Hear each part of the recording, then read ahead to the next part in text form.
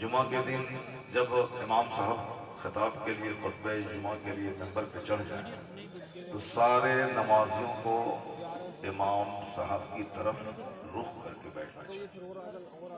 یہ طریقہ ہے.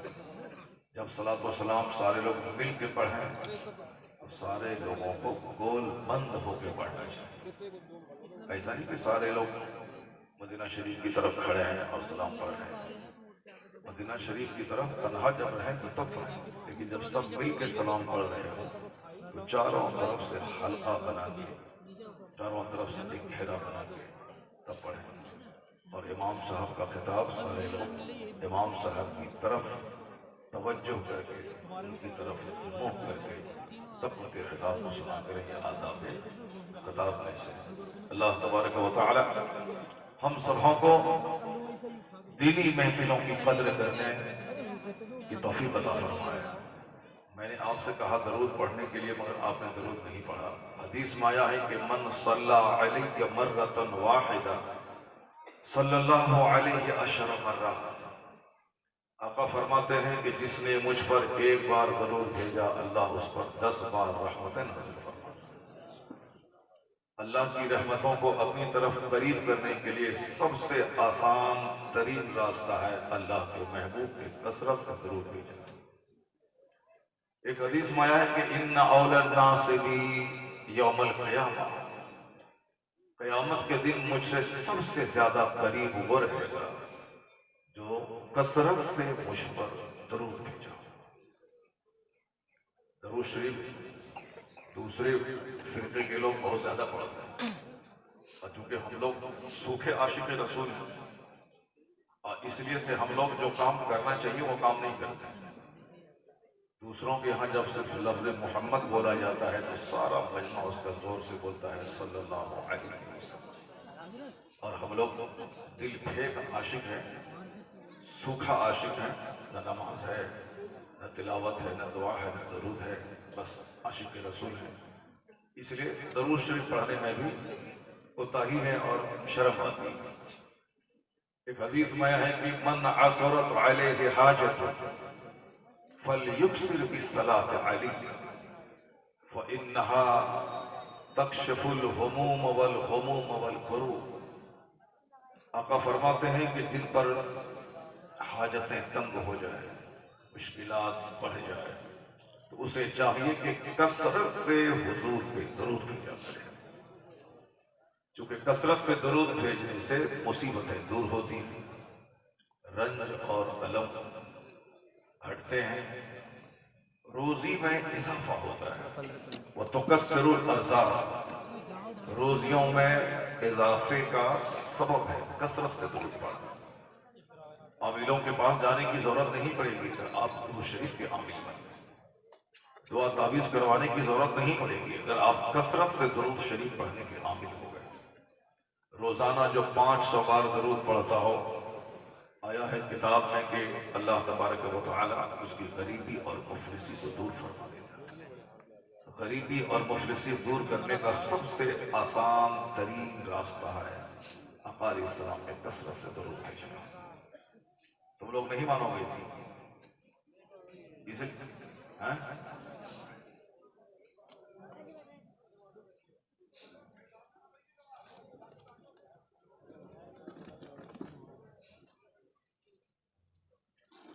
تو آقا علیہ السلام فرماتے ہیں کہ درود شریف کثرت سے پڑھنے سے روزیوں میں اضافہ ہوتا ہے، مشکلیں آسان ہوتی ہیں اور حاجتیں پوری ہوتی. وَتَقْضِي الْحَوَائِجِ، حاجتیں پوری ہوتی.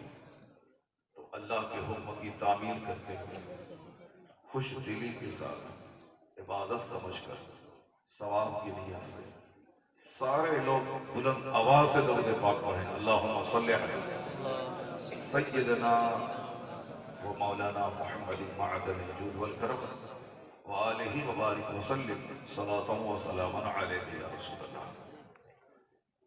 قرآن کریم اللہ تبارک و تعالی کی وہ کتاب ہے جس کی تلاوت سے سینہ نرم ہوتا ہے. قرآن پاک کی تلاوت سے آدمی کا گھمنڈ دور ہوتا ہے. قرآن پاک کی تلاوت سے سینے کی سیاہی دور ہوتی. قرآن پاک کی تلاوت سے اللہ تبارک و تعالیٰ اس بندے کو بلندی عطا فرماتا ہے. حدیث میں آیا ہے کہ ان اللہ یرفع بہذا الکتاب اقوام ویضع بہ آخرین. اللہ اس کتاب کے ذریعے بعض لوگوں کو بلند کر دیتا ہے اور اللہ تعالیٰ اس کتاب کے ذریعے بعض لوگوں کو پست اور ذلیل کر دیتا ہے. کیسے؟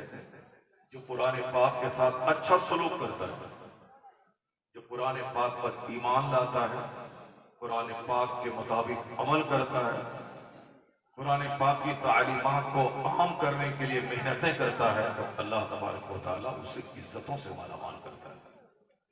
جیسے عرب کے بکری چرانے والے، عرب کے خانہ بدوش، جن لوگوں نے قرآن پر ایمان لایا، قرآن پاک کی تعلیمات پہ عمل کیا، اللہ نے ان کو عرب و عجم کا مالک بنا دیا. روم جیسے کرسچنوں کے ممالک، اس پورے علاقے پہ اللہ نے مسلمانوں کو قبضہ کیا. ایران جس میں 1000 سال سے مجوسیوں کا قبضہ تھا، اس ایران کی سرزمین پہ قرآن پاک پڑھنے والے نے قبضہ کیا اور پوری زمین پہ قرآن پاک کی تعلیم عام ہونے لگی. ہندوستان کی سرزمین بت خانے کی زمین تھی. محمد ابن قاسم نوجوانوں کی ایک ٹیم لے کے اس سرزمین پہ آئے اور پھر قرآن پاک کی وہ تعلیمات عام ہوئی کہ 1000 سال تک اللہ نے اس سرزمین پہ کلمہ پڑھنے والوں کو غلبہ عطا فرمایا. اور آج بھی پوری دنیا کے مقابلے میں سب سے زیادہ کلمہ پڑھنے والے، قرآن پاک کی تلاوت کرنے والے اسی ہندوستان میں موجود ہیں. سعودی عربیہ اس کا فرد چھیتر لمبا چوڑا ہے، لیکن آبادی کے اعتبار سے وہ ہندوستان کے مقابلے میں کم ہے. مصر مسلمانوں کا سب سے بڑا ملک مانا جاتا ہے، لیکن آبادی کے اعتبار سے ہندوستان کے مسلمانوں سے کم. انڈونیشیا دنیا کا مسلمانوں کا سب سے بڑا ملک مانا جاتا ہے، لیکن ہندوستان کے مقابلے میں وہاں کی آبادی کم. سب سے بڑا ملک دنیا کا انڈونیشیا. حج کے موقع پر آپ جاتے ہوں گے کبھی تو آپ دیکھتے ہوں گے ہر طرف انڈونیشیا کے حاجی حجاج کرام ایک بالکل بھیڑ لگا کے رہتے ہیں، جس کو دیکھنے کے بعد پہچان جاتے ہیں کہ لوگ انڈونیشیا کے حاجی. انڈونیشیا کے، ترکی کے، پاکستان کے، افغانستان کے. مگر ہندوستان کی آبادی انڈونیشیا سے بھی زیادہ ہے. مسلمانوں کی آبادی ترکی سے بھی زیادہ ہے، افغانستان سے بھی زیادہ ہے. یہ سمجھ لیں کہ کم و بیش ہندوستان میں 40 کروڑ کے قریب کلمہ پڑھنے والے بس ہیں. اب پوری دنیا میں کسی بھی اسلامی ملک کی آبادی 40 کروڑ مسلمانوں کی نہیں ہے. کہیں کی 22 کروڑ، کہیں کی 20 کروڑ، کہیں کی 25 کروڑ. 25 کروڑ سے زیادہ کسی ملک میں مسلمانوں کی آبادی نہیں. انڈونیشیا جیسے ملک میں بھی 25 سے لے کے 30 کروڑ، ہندوستان میں 30 سے لے کے 40 کروڑ کے بیچ میں آبادی ہے. یہ اس بات کی دلیل ہے کہ مسلمانوں کی ایک بڑی جماعت ہونے کے اعتبار سے ہندوستان کو پوری دنیا میں مقام امتیاز حاصل ہے. چونکہ دوسرے کسی ملک میں کوئی سلطان الہند اسلام کی تبلیغ کے لیے نہیں گئے، مگر ہندوستان میں اسلام کی تبلیغ کے لیے سلطان الہند خواجہ غریب نواز تشریف لائے. انہوں نے پورے ہندوستان میں جو زبردست محنتیں کی اور اپنے خلفاء کے ذریعے جو دین کا کام کیا، اس کا انعام یہ ملا کہ کم سے کم ان کی موجودگی میں بالواسطہ یا بلا واسطہ 90 لاکھ مشرفوں نے کلمہ پڑھا. آج ان کی تعداد پورے ہندوستان میں کم و بیش 40 کروڑ کے قریب مسلمانوں کی آبادی ہے. تو ہمیں اس بات پر فخر ہے کہ میرا ملک مصطفیٰ کے غلاموں کی تعداد کے اعتبار سے دنیا کے سارے ممالک پہ فوقیت رکھتا ہے. اس لیے ہمیں ہندوستان کے ذرے ذرے سے پیار ہے کہ یہاں کی آبادی سب سے زیادہ ہے اور ہندوستان میں سب سے زیادہ مدارس اسلامیہ موجود ہیں. ہندوستان کے علماء دنیا کے اکثر ممالک میں جا کر اسلام کی تبلیغ کر رہے ہیں. امریکہ جیسے ملک میں ہندوستان کے بے شمار علماء کرام وہاں کی مسجدوں، وہاں کے مکاتب اور وہاں کے اسلامک سینٹرز پہ سب سے زیادہ جو لوگ کام کر رہے ہیں عرب ممالک کے علاوہ سب سے زیادہ ہندوستان کے علماء کام کر رہے ہیں. چائنا جاپان میں وہاں بھی ہندوستان کے علماء کثرت سے پائے جاتے ہیں. یہاں تک کہ افریقہ کے صحراؤں میں بھی ہندوستان کے علماء کثرت سے پائے جاتے ہیں. تو ہندوستان کی طرف ساری دنیا کی نگاہیں ٹکی ہوئی ہیں. ایک طرف دشمنوں کی نگاہیں کہ پھل پھول کیوں رہے, اس کے پھلنے پھولنے میں کس کا ہاتھ ہے, آخر ان کی شان و شوکت بڑھ کیوں رہی, ان کے ادارے بڑھ کیوں رہے. ایڑی چوٹی کا زور لوگ صرف کر رہے ہیں کہ مدارس بند ہو جائیں, لیکن ایک مدرسے میں تالا لگتا ہے, درجنوں نئے مدارس کھل جاتے ہیں. ایک مسجد میں صاحب کو پوری نظر ڈالی جاتی ہے, مگر اسی جگہ سینکڑوں نئی مسجدوں کی تعمیر ہو جاتی ہے. اس بات کی دلیل ہے کہ اسلام نہ کبھی خطرے میں تھا, نہ آج ہے, اور نہ قیامت تک رہے گا. چونکہ انسان کمزوری کا پتلا ہے. یہ انسان جو اپنے آپ کو کہتا ہے کہ میں مٹا دوں گا, میں دبا دوں گا, یہ انسان اپنی اوقات بھول جاتا ہے. یہ انسان کتنا کمزور ہے. ایک پانی کا ناپاک قطرہ جس سے یہ انسان پیدا ہوا, اور یہ چلا ہے اللہ رب العزت کے دین کو مٹانے کے لیے. وہ اللہ جو بغیر کھمبے کے اتنا لمبا چوڑا آسمان بنایا, وہ اللہ جس نے سمندر کے اوپر میں اس زمین کا بچھونا بچھایا, وہ اللہ جس نے پہاڑ پیدا کر کے اس زمین کو ہلنے سے بچانے کے لیے پہاڑ کو زمین کا پیلر بنایا, وہ اللہ تبارک و تعالیٰ جو اپنے بندوں کو زندہ رکھنے کے لیے درختوں کو پیدا کر کے اس کے ذریعے بندوں کی آکسیجن اور ہوا کا انتظام کیا, وہ اللہ جس نے اس زمین کو ندی, نالے, ڈیزرٹ, پیڑ پودوں سے زینت بخشی. یہ انسان اس دنیا میں ایک ایسی مخلوق ہے جس کی پیدائش اس قدر حقیر بنیادوں پہ ہوئی ہے کہ کبھی بھی کوئی اس پر غور کرے تو سر اٹھا کے نہیں چلے گا. ایک پانی کا ناپاک قطرہ جس سے یہ انسان پیدا ہوا, اور یہ انسان چلا ہے اللہ کا دین مٹانے. وہ ناپاک قطرہ جس کے نکلنے کے بعد انگ انگ ناپاک ہو جاتا. میں کبھی کبھی کہتا ہوں اگر بندر میں کتا لگ جائے تو جہاں لگے وہیں غلاظت جہاں وہاں دھو دے. نہانا غسل کرنا فرض نہیں. اگر کسی کے بندر سے سور ٹکرا جائے تو غسل کرنا فرض نہیں. جہاں سور کا بدن لگا ہے وہاں دھو دے, پاک ہو جائے. اگر کوئی باہر گیا کھیت میدان میں, انہوں نے پاخانہ کیا, پانی نہیں تھا کہ دھوئے, وہ غسل کرنا فرض نہیں. وہ وہاں سے گھر آئے, جہاں گندگی لگی ہے وہاں دھو دے, وہ پاک ہو جائے. اگر کسی نے باہر میں پانی نہیں ہے پیشاب کیا اور اس پر غسل فرض نہیں ہے, جہاں پیشاب کے قطرے لگے ہیں اس کو دھو دے, پاک ہو جائے. ایک قطرہ ہے جس کے نکلنے کے بعد انگ انگ ناپاک ہو جاتا ہے. سر سے لے کے پاؤں تک سارے پارٹس کا دھونا فرض ہو جاتا ہے. وہ کون سا قطرہ ہے؟ وہ قطرہ ہے وہ منی کا قطرہ جس کے نکلنے کے بعد سر سے لے کے پاؤں تک پورے جسم کا دھونا فرض ہو جاتا ہے. اگر سوئی کی نوک کے برابر بھی کہیں جگہ خشک رہی غسل نہیں ہوگا. اب وہی اسی قطرے سے پیدا ہوتا ہے یہ انسان جس قطرہ کے نکلنے سے انگ انگ ناپاک ہوتا ہے. اور اس کا چرچا قرآن شریف میں کئی جگہوں پہ اللہ نے کیا ہے. فَلْيَنْظُرِ الْإِنسَانُ مِمَّا خُلِقَ مِن مَّاءٍ دَافِقٍ يَخْرُجُ مِن بَيْنِ الصُّلْبِ وَالتَّرَائِبِ إِنَّهُ عَلَى رَجْعِهِ لَقَادِرٌ. اللہ فرماتا ہے کہ a man should consider in his creation, آدمی کو اپنی پیدائش پہ غور کرنا چاہیے کہ یہ پیدا ہوا کیسے ہے. اللہ کہتا ہے کہ ایک جمپ کرتا ہوا پانی کا قطرہ یعنی منی کا قطرہ کودتا ہوا نکلتا ہے, اچھلتا ہوا نکلتا ہے. اللہ فرماتا ہے اسی اچھلتے ہوئے قطرے سے تمہاری پیدائش ہوئی. وہ قطرہ جو نکلتا ہے بین الصلب والترائی یعنی باپ کی ریڑھ کی ہڈی اور ماں کے سینے کی ہڈی سے جو قطرہ نکلتا ہے, اور وہ دونوں قطرہ شرمگاہوں سے گزرتا ہوا یوٹینس بچہ دانی رحم میں پہنچتا ہے. اب پھر وہ قطرہ 40 دن تک اپنی اصل حالت پہ رہتا ہے. پھر اگلے 40 دن کے بعد اس قطرے کو خون کے لوتھڑے کی شکل میں بدلا جاتا ہے. پھر اگلے 40 ڈیز کے بعد اس میں ہڈی کا ڈھانچہ تیار کیا جاتا ہے. پھر اگلے 40 ڈیز کے بعد اس میں جان ڈالی جاتی ہے. 120 دن کے بعد جان پڑتی ہے. 40 دن ایک حالت میں 40 दिन जोथड़े की हालत में, 40 दिन ढांचे नाक नक्शे की हालत में, अगले 40 दिन के बाद उसमें जान पड़ती है। तो 120 दिन के बाद बच्चे में जान पड़ जाती है। फिर उसको मजीद मैच्योरिटी के लिए, ताकि उसकी आंख काम करे, जबान काम करे, उसका ब्रेन काम करे, उसके कान काम करें, तो अल्लाह ताला उसको मजीद 9 महीने तक माँ के शिकम में रखता है।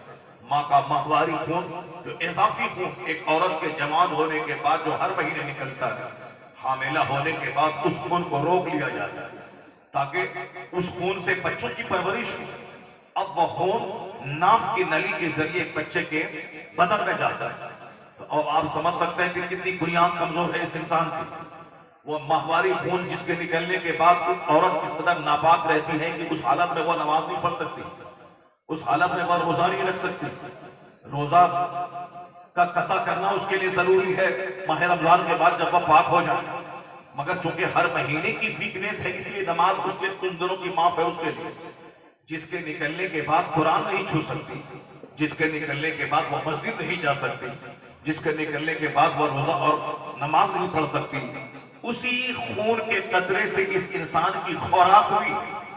किस कदर बुनियाद कमजोर है इस इंसान की। वही इंसान दुनिया में आने के बाद कहता है मेरी गाड़ी, मेरा मकान, मेरी बीवी, मेरा बच्चा, मेरा खेत, मेरा खलियान, मेरी दुकान, मेरा मार्केटिंग कॉम्प्लेक्स। जरा कभी बुनियाद को तो गौर से देख लेते। अल्लाह ने 1 दर्जन जगहों पे कुरान शरीफ में पैदाइश का चर्चा किया। अल्लाह फरमाता है, ये इंसान कहता है कि फिर दोबारा अल्लाह मुझको जिंदा नहीं करेगा।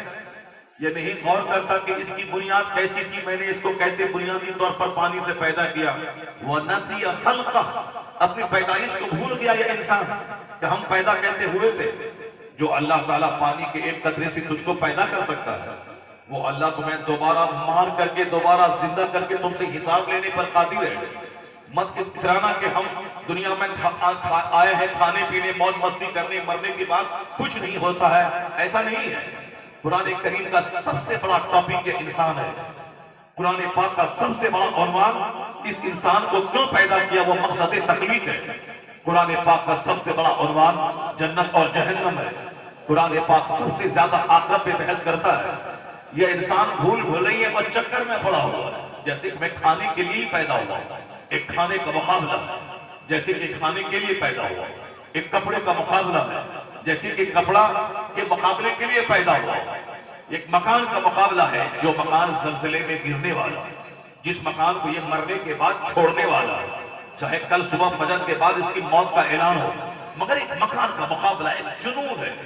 क़यामत की निशानी है कि आखिर जमाने में लोगों की अक्लें छीन ली जाए, लोग पागल की तरह करें। जब पागल हो जाएंगे तो जो असल मकसद हयात है अल्लाह की इबादत, उसे भूल के मकान की तामीर जिंदगी का मकसद बना लेगा। शादी ब्याह में नाचना कूदना जिंदगी का मकसद बना लेगा। जिस औरत की उम्र 80 साल हो गई, वो भी साथ नीम बरहना होके वो भी नाचने लगती है अपने पोते की शादी में। हुजूर ने सच कहा कि आखिर जमाने में लोगों की अक्लें छीन ली जाए, लोग दीवाने और पागल की तरह करेंगे। और जब लोग पागल हो जाएंगे तो अननेसेसरी चीजों में इनकी मसरूफियत बढ़ जाएगी, जैसे खाने में, कपड़े में, मकान की तामीर में, जमीन की खरीदारी में। जबकि सबको मालूम है कि मैं अगर मेहनत करूं तो 50 एकड़ जमीन खरीद सकता हूं, लेकिन इस दुनिया में ऐसे ऐसे लोग गुजरे हैं जिसके पास 500 एकड़ जमीन थी, लेकिन आज उसकी लाशें जमीन के नीचे सड़ रही है। उसकी कब्र पे एक जानवर पेशाब कर रहा है। उनके जरिए जो उन्होंने झूठ बोलकर, हराम करके, नमाज छोड़कर, जो दूसरों को धोखा देके जो 500 एकड़ जमीन खरीदा था, वो जमीनें पड़ी रही। उस जमीन पे कोई डोम सुअर चला रहा, उस जमीन पे उनका बेनमाजी बच्चा उस जमीन को बेच के खा रहा। जो गुनाह किया था जमीन खरीदने के लिए, वो गुनाह तो उसके जिम्मे है। उससे सवाल होगा कि तुमने माल कहां से कमाया, कहां खर्च किया। तो गुनाह उसके जिम्मे है, मगर वो जमीन पे अब रह नहीं रहा। गुनाह उसके जिम्मे है, मगर उस मकान में वो रह नहीं रहा। गुनाह उसके जिम्मे है, मगर वो गाड़ी पे चढ़ नहीं रहा। जिस गाड़ी के लिए वो झूठ बोला था, वो गाड़ी है मगर वो सड़ रहा है।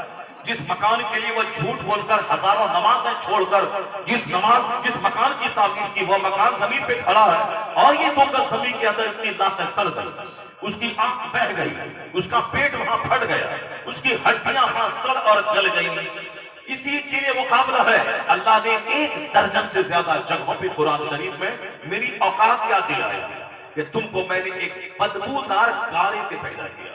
من طین لازب، اللہ کہتا ہے ایک چپچپاتی ہوئی مٹی سے تجھ کو میں نے پیدا کیا. یعنی پہلے جب مٹی کو گوندھا گیا، فرشتوں نے گوندھا، پھر وہ مٹی چپچپاتی ہوئی بدبودار گارے کی شکل میں ہو گئی. اس کے بعد جب نقشہ بنا پھر وہ مٹی بجتی ہوئی ہو گئی. اللہ کہتا ہے وَلَقَدْ خَلَقْنَا الْإِنسَانَ مِنْ صَلَالَةٍ مِنْ طِينٍ، ہم نے بجتی ہوئی مٹی سے پیدا کیا. لوگ کامیڈی پڑھ رہا ہے، قرآن نہیں پڑھ رہا. لوگ قصہ کہانی بول رہا ہے، قرآن نہیں بول رہا. لوگ گانے سن رہا ہے، قرآن نہیں پڑھ رہا. اس لیے اللہ کے کلام کے ساتھ جب اچھا سلوک بندہ نہیں کرے گا، کیونکہ اس سے زیادہ سچی کوئی بات نہیں، اس سے زیادہ آتھنٹک کوئی بات نہیں، اس سے زیادہ ریلیبل کوئی بات ہے ہی نہیں. بندے کا ہر کلام کمزوریوں سے عبارت ہے. میں 1000 اچھی تقریر کروں، مجھ سے اچھی تقریر کرنے والا موجود ہے. میں 1000 اچھی کتاب لکھوں، مجھ سے اچھا مصنف موجود ہے. میں 1000 علم کے دریا بہا دوں، مجھ سے بڑا عالم موجود ہے. فوق کل ذی علم علیم، ہر علم والے کے اوپر میں علم والا. یہی وجہ ہے کہ سب کی لکھی ہوئی کتابوں میں دوسرا کوئی عالم اس میں ترٹی نکالتا ہے، اس میں ڈیمیرٹ نکالتا ہے، اس میں کہتا ہے اس میں گرامر کے اعتبار سے یہ غلطیاں، الفاظ کی سیٹنگ کے اعتبار سے یہ غلطیاں، علم معانی علم بدی کے اعتبار سے یہ غلطیاں، قافیہ بندی کے اعتبار سے یہ غلطیاں ہیں. یعنی لوگ غلطیاں نکالتے ہیں. غالب کے اشعار میں لوگ غلطیاں نکالتے ہیں. اقبال بہت بڑے شاعر تھے، ان کے کلام میں لوگ غلطیاں نکالتے ہیں. بہت بڑے بڑے مصنف تھے، ان کی کتابوں میں لوگ غلطیاں نکالتے ہیں. یہ انسان غلطیوں اور خطاؤں کا پتلا ہے. اس لفظ سے زیادہ آتھنٹک جس میں ایک لفظ کی نہ غلطی ہو، نہ ایک لفظ میں کوئی مفہوم کے اعتبار سے کوئی کجی ہو، الفاظ کے حسن کے اعتبار سے، جمال کے اعتبار سے، اور صاحب اس کے معانی اور مفاہیم کے اعتبار سے، صداقت و سچائی کے اعتبار سے، حسن و جمال کے اعتبار سے، اثر آفرینی کے اعتبار سے سب سے زیادہ زبردست کلام اگر ہے تو قرآن کریم اللہ کا کلام ہے. اس لیے سب سے زیادہ اللہ کا کلام پڑھا جانا چاہیے. سب سے زیادہ اللہ کے کلام کو گھر میں پڑھنا چاہیے. لیکن گھر میں اخبار لوگ پڑھ رہے ہیں، قرآن نہیں پڑھ رہے ہیں. افسانہ پڑھ رہے ہیں، قرآن نہیں پڑھ رہے ہیں. سب سے زیادہ تبصرہ قرآن پہ ہونا چاہیے. لیکن صاحب 2-2 گھنٹے کی تقریر میں کہانی ہے مگر قرآن نہیں ہے. 2-2 گھنٹے کی تقریر میں کامیڈی ہے مگر قرآن نہیں ہے. جو قرآن قرآن سے اچھا سلوک نہیں کرے گا. اللہ کے رسول نے کیا کہا؟ ان اللہ یرفع بہذا الکتاب اقواما ویضع بہ آخرین. اللہ اس کتاب کے ذریعے بعض لوگوں کو بلند کر دیتا ہے اور بعض لوگوں کو پست کر دیتا ہے. The Quran has been revealed to decide the fate of the nations. قرآن قوموں کی تقدیر کا فیصلہ کرنے آیا ہے کہ جو اسے پڑھے گا، اس کے ساتھ اچھا سلوک کرے گا، اس پر عمل کرے گا، اور پھر یہ قرآنی سسٹم دنیا میں نافذ کرنا چاہے گا، وہ چاہے بکری کا چرانے والا ہو، اللہ اسے عزتوں کا تاج بنا دے گا. چاہے وہ صاحب ریگستان میں رہنے والا ہو، اللہ اسے اس زمین کا حاکم بنا دے گا، جیسے اللہ نے حاکم عرب کے لوگوں کو بنا کے دکھا دیا. حضرت عمر فاروق اعظم رضی اللہ تعالیٰ عنہ جب خلیفۃ المسلمین بنے تو ایک بار پیچھے فوج تھی، آپ آگے سے گزر رہے تھے. ایک جگہ کھڑے ہو کر نیچے گھاٹی کی طرف غور سے دیکھنے لگے. لوگوں نے پوچھا حضور کیا دیکھ رہے ہیں؟ کہا میں اس جگہ کو دیکھ رہا ہوں جہاں میں اونٹ چرایا کرتا تھا، اور شام کے وقت جب میں اونٹ چرا کے گھر جاتا تھا تو میرا باپ خطاب کہتا تھا، عمر ابن خطاب کہتا تھا میرا باپ کہ عمر تو کیا دنیا میں کوئی بڑا کام کر پائے گا؟ تجھے تو اونٹ چرانا تک نہیں آتا ہے، تو دن بھر تم نے اونٹ چرائے، اونٹ کا پیٹ تک نہیں بھرا، تو کیا دنیا میں کوئی بڑا کام کر پائے گا جبکہ تجھے اونٹ چرانا تک نہیں آتا ہے. عمر فاروق کہتے ہیں میں وہی عمر ہوں جس کو اونٹ چرانا نہیں آتا تھا، لیکن آج وہ عمر پوری دنیا کے مسلمانوں کے امور کا مالک ہے، خلیفۃ المسلمین ہے. آخر کس نے اسے خلیفۃ المسلمین بنایا ہے؟ وہ عمر جس نے مصطفیٰ پہ ایمان لایا، قرآن پاک پہ ایمان لایا، اللہ پر ایمان لایا، مصطفیٰ کی غلامی اسی قرآن پاک پر ایمان لانے نے اس عمر کو مسلمانوں کا خلیفہ اور مالک بنا دیا. تو قرآن has been revealed to decide the fate of the nation. قرآن قوموں کی تقدیر کا فیصلہ کرنے آیا ہے. ایسا نہیں قرآن صرف مولوی کے پڑھنے کی کتاب ہے، قرآن صرف مولانا کے پڑھنے کی کتاب ہے. قرآن سے مفتی صاحب کے پڑھنے کی کتاب ہے، قرآن پاک ہر مسلمان کے پڑھنے کی کتاب ہے۔ سب سے زیادہ مسلمان پڑھے جسے فزکس سے زیادہ، کیمسٹری سے زیادہ، بایولوجی سے زیادہ، ایسٹرولوجی سے زیادہ، ایسٹرونومی سے زیادہ، چونکہ سارے علوم و فنون کا فاؤنٹین ہے قرآن، سارے علوم و فنون کا ماؤنٹین ہے قرآن۔ The Quran is the mountain of knowledge and wisdom.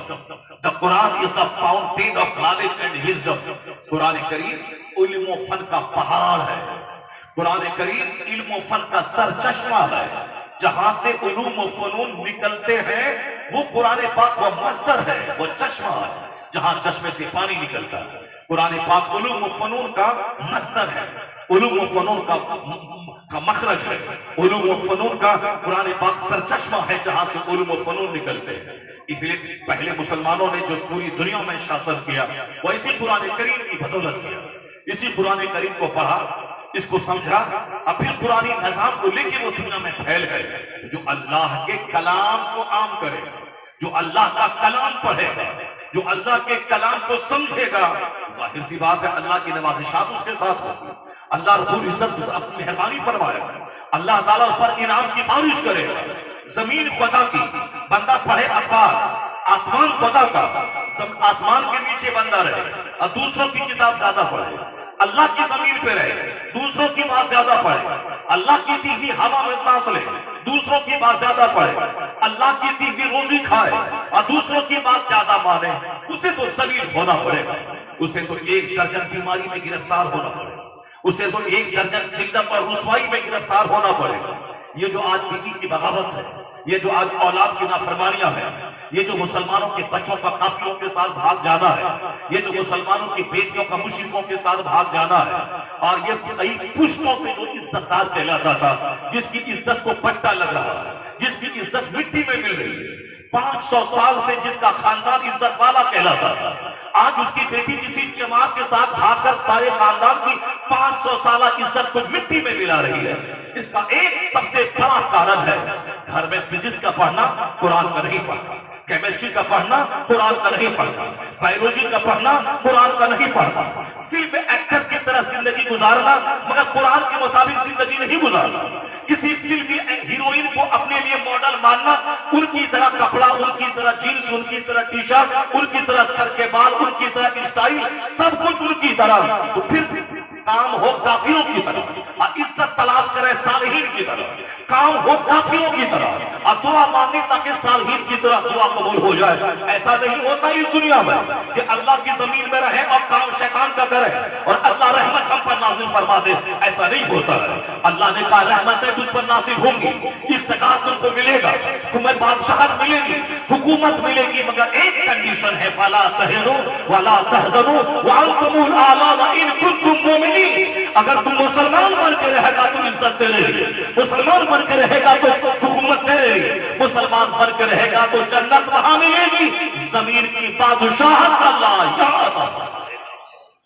اللہ نے شرط رکھی ہے کہ میری زمین، میرا آسمان، میری مٹی، میری آگ، میری ہوا، میرا پانی، سب کچھ میرا بھی، میں نے پیدا کیا، میں ہوں تیرا خالق، میں ہوں تیرا مالک، میں نے تجھ کو پانی کے ایک ناپاک قطرے سے پیدا کیا ہے، اب میں نے تیرے بدن میں ناک نقشہ اور سر سے لے کے پاؤں تک خوبصورت پارٹس میں نے تجھ کو دیے ہیں، پھر میں دوبارہ تجھ کو، میں تیری روح نکالوں گا، میں تجھ کو ماروں گا اور پھر تو قبر میں دفن ہوگا، تیری لاش سڑے گی، پھر میں دوبارہ تجھ کو زندہ کر کے میں تجھ سے حساب لوں گا۔ یہ بتا دے کہ تو نے آنکھ کا کیسا استعمال کیا، یہ بتا دے تو نے زبان کا کیا استعمال کیا، یہ بتا دے تو نے اپنے پیٹ کا کیا استعمال کیا، یہ بتا دے جب پیٹ کا لیور تیرا اگر خراب ہو جائے تو 40 لاکھ روپے لگیں گے لیور ٹرانسپلانٹ کرانے، اگر گردہ خراب ہو جائے تو 50 کروڑ روپے خرچ کرنے کے بعد بھی کوئی دوسرا نیا گردہ نہیں بن پائے گا، اگر تیرا اپنا عزیز رشتہ دار گردہ نہ دے تو پھر تڑپ کے رہو گے، ڈائلیسس میں جب تک رہو گے اس وقت تک پھر زندگی کی بھیک مانگتے رہو گے۔ تو کتنی قیمتی چیز ہے جو میں نے تجھ کو گردہ دیا، کتنی قیمتی چیز ہے جو میں نے تم کو میں نے لیور دیا، جس لیور میں جتنی چیزیں تم ڈال دو، پتھر ڈال دو پتھر گل جاتا ہے، جس میں صاحب تم کوئی بھی چیز ڈال دو، گوشت ڈالو، مچھلی ڈالو، کچھ بھی ڈالو، سب گل جاتا ہے، اور گلنے کے بعد بدن میں بلڈ بنتا ہے، لیکن اگر بلڈ بننے کا سسٹم گڑبڑ ہو جائے تو پھر روزانہ تمہیں بلڈ چڑھانا پڑے گا اور ساری زندگی دوسروں سے بلڈ کی بھیک مانگنی پڑے گی. اور میں نے ایسا سسٹم بنایا ہے کہ تو میری دی ہوئی روزی کھا اور پھر وہاں سے بلڈ بنے گا, پھر تیری آنکھ کام کرے گی, تیری زبان کام کرے گی, تیرا برین کام کرے گا, تیرے ہاتھ کام کریں گے, تیرا پاؤں کام کرے گا. صرف پیشاب پخانے کا سسٹم تھوڑا سا گڑبڑ ہو جائے تو تیرا جینا مشکل ہو جائے. اگر پیشاب میں پروسٹیٹ میں گڑبڑی آ جائے تو پھر تیرے لیے زندگی کا سارا سکھ بیکار ہو جائے. اگر گھٹنے اور ٹخنے میں درد ہو جائے تو پھر تیرا جینا مشکل ہوگا, تو خودکشی کرنے پہ آمادہ ہو جائے گا کہ میں اس طرح زندہ رہنے سے بہتر ہے میں زہر کھا کے مر جاؤں. اس کا مطلب اگر اللہ نے ہیلتھ دیا ہے وہ اکڑنے نہیں دیا, بگڑنے نہیں دیا, دوسروں پہ تفقع اور برتری کرنے نہیں دیا.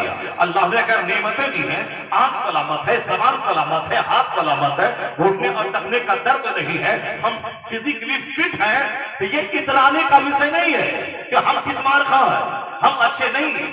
یہ وشے ہے شکر کا کہ وہ رب کریم جس نے ہمیں سر سے لے کے پاؤں تک خوبصورت سارے پارٹس دیے ہیں. یہ اترانے کا وشے ہے. جہاں اترایا کبھی خراب ہو جائے, جہاں اترایا آنکھ کا آپریشن کرنا پڑے, جہاں اترایا ہڈی ڈیمیج ہو جائے گی, جہاں اترایا پیشاب پخانے کا سسٹم گڑبڑ ہو جائے گا, یہ اترانے کا ہی نتیجہ ہے. یہ ساری نعمتیں اترانے کا وشے نہیں ہے, یہ وشے ہے شکر کا کہ جس کو اللہ جس نے مجھ کو اتنا خوبصورت جسم دیا ہے, خوبصورت اعضاء دیے ہیں, تو پھر اسی رب کریم کو سجدہ ہونا چاہیے, اسی رب کریم کا ذکر ہونا چاہیے. الہی تیرا کروڑوں احسان کہ تو نے مجھے خوبصورت جسم دیا, خوبصورت پاس عطا فرمائے. اللہ کہتا ہے وَلَئِن شَكَرْتُمْ لَأَزِيدَنَّكُمْ, اگر تم نے میری نعمت کا شکریہ ادا کیا تو ہم نعمت چھینیں گے نہیں, نعمت میں اضافہ کرتے چلیں گے. وَلَئِن شَكَرْتُمْ لَأَزِيدَنَّكُمْ, اگر تم نے میری نعمت کا شکریہ ادا کیا. زبان کا شکر ہے کہ زبان سے اللہ کا ذکر کرے, برین کا شکر ہے کہ برین میں کوئی گندا پلان نہیں بنا, دل کا شکر یہ ہے کہ دل زندہ ہے تو سارا جسم زندہ ہے, اور دل جہاں مرا, دل کی حرکت جہاں بند ہوئی, سارے پارٹس تو اب کے جواب دے جائیں گے. یہ ہارٹ ہی ہے جو بلڈ کو آؤٹ پٹ بھی کرتا ہے, بلڈ کو ان پٹ بھی کرتا ہے. تو جب تک یہ دل زندہ ہے تو دل میں کسی دنیا کو داخل ہونے مت دیجیے. اس دل میں اللہ رب العزت کی محبت بسائیے, اس دل میں یہ زندگی دینے والے رب کی محبت بسائیے. وَالَّذِينَ آمَنُوا أَشَدُّ حُبًّا لِلَّهِ, اللہ کہتا ہے جو صاحب ایمان ہے, جو مومن ہے, وہ سب سے زیادہ اللہ سے محبت کرتے ہیں. چونکہ اللہ سے محبت کرنے کا مطلب کہ اللہ میرا خالق, میرا مالک ہے, وہی عزت اور ذلت دینے والا ہے, وہی موت حیات دینے والا ہے. اسی رب کریم نے ہمیں قرآن کریم عطا فرمایا, اسی رب کریم نے ہمیں مصطفیٰ جیسا رہنما رسول, ہمیں پیغمبر عطا فرمایا, اسی رب کریم نے ہمیں کعبہ جیسا زبردست قبلہ عطا فرمایا, اسی رب کریم نے ہمیں بیوی جیسی تسکین کا سامان ہمیں عطا فرمایا, وہی رب کریم جس نے اولاد جیسی دلوں کی ٹھنڈک ہمارے لیے پیدا فرمایا. یعنی جس طرف نگاہیں دوڑائیں گے ہر طرف اللہ کی نعمتوں کے جلوے نظر آئیں گے. تو ایک عقل مند وہ ہے جو ان نعمتوں کو دیکھنے کے بعد جب وہ باغ دیکھے تو غرور نہیں کرے, سجدہ کرے, جب وہ پہاڑ دیکھے برائی نہیں کرے, سجدہ کرے, جب وہ اولاد کو دیکھے گھمنڈ نہیں کرے, خدا کو سجدہ کرے, جب وہ بیوی سے سکون پائے گھمنڈ نہیں کرے, خدا کو سجدہ کرے, جب وہ 10 روٹی کھا کے بچا لے غرور نہیں کرے, خدا کو سجدہ کرے, جب وہ ہاتھ پاؤں لے کر کاروبار 16 گھر کے دکان میں رہ کے کاروبار کرے تو گھمنڈ نہیں بلکہ اس اللہ کا شکر بجا لائے جس نے ہمیں آنکھ دیا, جس نے ہمیں ہاتھ کام کرنے کے لیے دیا, ہمیں پاؤں چلنے کے لیے دیا. یعنی ہر طرف جو نعمتوں کی بہاریں ہیں جس کے بارے میں اللہ کہتا ہے وَإِن تَعُدُّوا نِعْمَتَ اللَّهِ لَا تُحْصُوهَا, اگر تم اللہ کی نعمتوں کو گننا چاہو گے تو گن نہیں پاؤ گے. بے شمار نعمت ہے. جب بندہ 5 وقت سجدے میں سر جھکا دیتا ہے تو وہ اعتراف کرتا ہے مالک میں بندہ ہوں, تو میرا خدا ہے, میں عاجز ہوں, تو مختار ہے, میں محتاج ہوں, تو غنی ہے, میں زیرو ہوں, تو سب کچھ ہے. جب اتنا بندہ کہتا ہے تو اللہ کہتا ہے تو نے پیشانی میرے لیے جھکا دیا ہے, اب میں تجھے صحت دوں گا, اب میں تجھے عزت دوں گا, اب مرنے کے بعد تجھے میں اپنی جنت میں جگہ دوں گا. اور جب یہ بندہ اترانے لگتا ہے, جب یہ بندہ آنکھ پہ گھمنڈ, چہرے پہ گھمنڈ, اولاد پہ گھمنڈ, بیوی پہ گھمنڈ, مکان پہ گھمنڈ, جوانی پہ گھمنڈ, دولتوں پہ گھمنڈ کرتا ہے, آگ تو وہاں تیار ہے جہنم میں. اس دنیا میں اللہ نعمتوں کو چھین کے تڑپا کے بندوں کو بتا دیتا ہے کہ نعمتوں کی قدر کیا ہے، اور تم جو کس مارکا بنتے ہو کہ ہم کو خود سے اپنا حق مل گیا ہے، ایسا نہیں ہے۔ جب اللہ تبارک و تعالی سانس لینے کی تنگی دیتا ہے، جو آرام سے بندہ آکسیجن میں سانس لے رہا تھا، لیکن جب اللہ رب العزت سانس کی بیماری دیتا ہے، جب بندہ آکسیجن پہ چلا جاتا ہے، جب بندہ وینٹیلیشن پہ رہتا ہے، اس وقت یہ سانس نہیں لے سکتا ہے، سبھوں کا چہرہ دیکھتا ہے جس کے سامنے اپنے دو چار ٹرک پہ گھمنڈ کیا تھا، اپنے دو چار فارچونر پہ گھمنڈ کیا تھا، اپنے دو چار چھوٹے سے اینٹ اور پتھر کے مکان پہ گھمنڈ کیا تھا، جب اس کو وینٹیلیشن پہ ڈال دیتا ہے، جب وہ سبھوں کا چہرہ دیکھتا ہے اور کچھ بول نہیں پاتا ہے، اس کا سارا غرور چور ہو جاتا ہے۔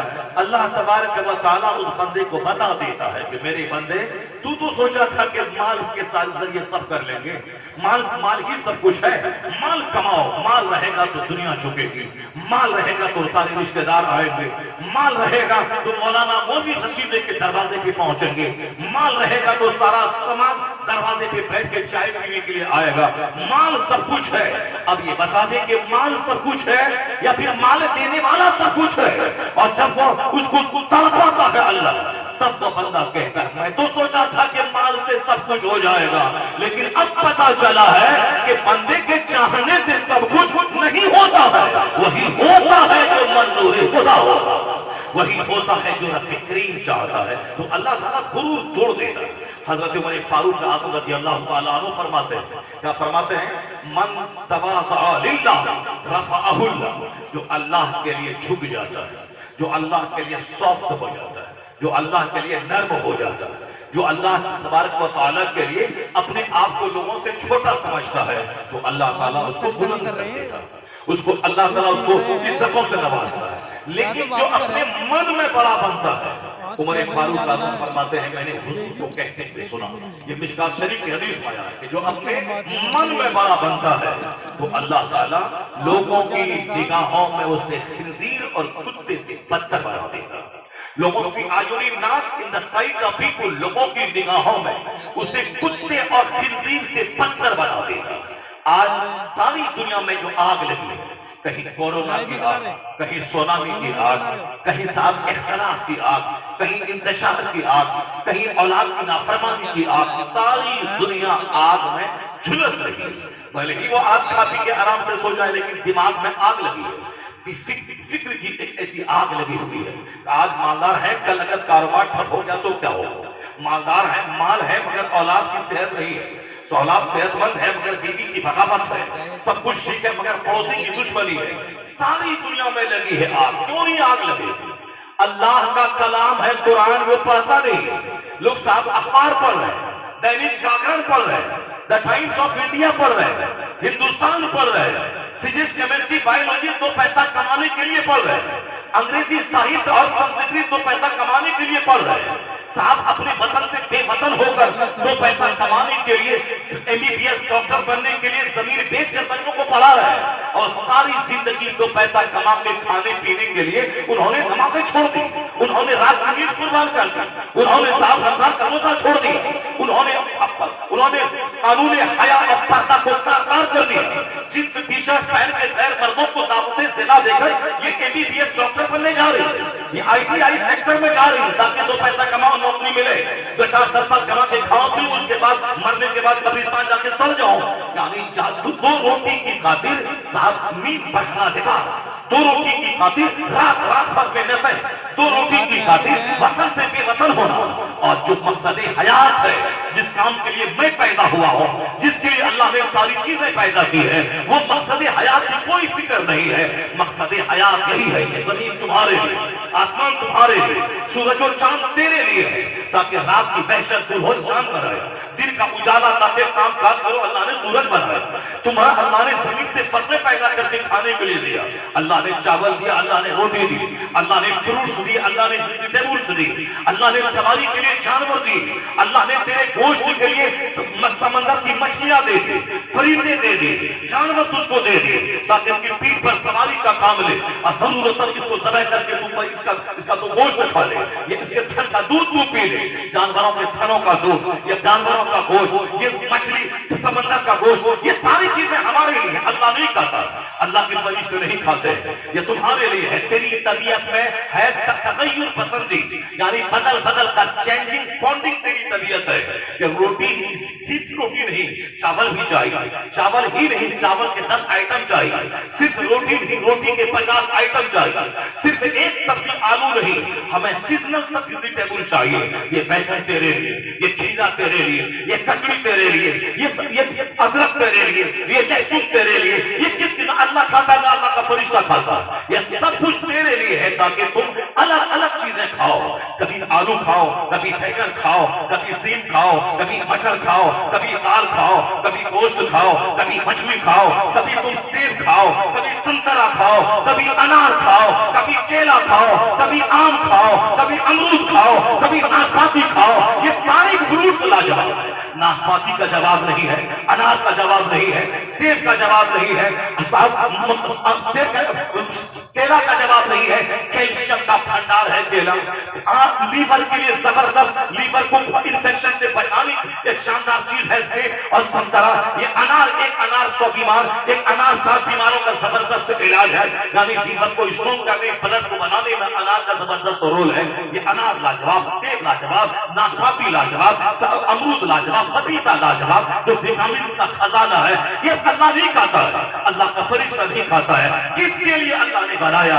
ये सारी चीजें ये जनाबे इंसान के लिए अल्लाह ने पैदा किया कि तुम सीजनल फ्रूट खाओ, तुम वेजिटेबल खाओ, और कभी ड्राई फ्रूट खाओ, पिस्ता खाओ, काजू खाओ, किशमिश खाओ। ये ड्राई फ्रूट है, ये सीजनल फ्रूट है, ये एनुअल सब्जी है, ये सीजनल सब्जी है। सब तेरे लिए है, सब तुम खाओ। जब मां की गोद में रहो तो मां की छाती का दूध तेरे लिए, और जब 2 साल के बाद दूध हराम हो जाए तो फिर ये जानवर भैंस का दूध तेरे लिए, या बकरी का दूध तेरे लिए।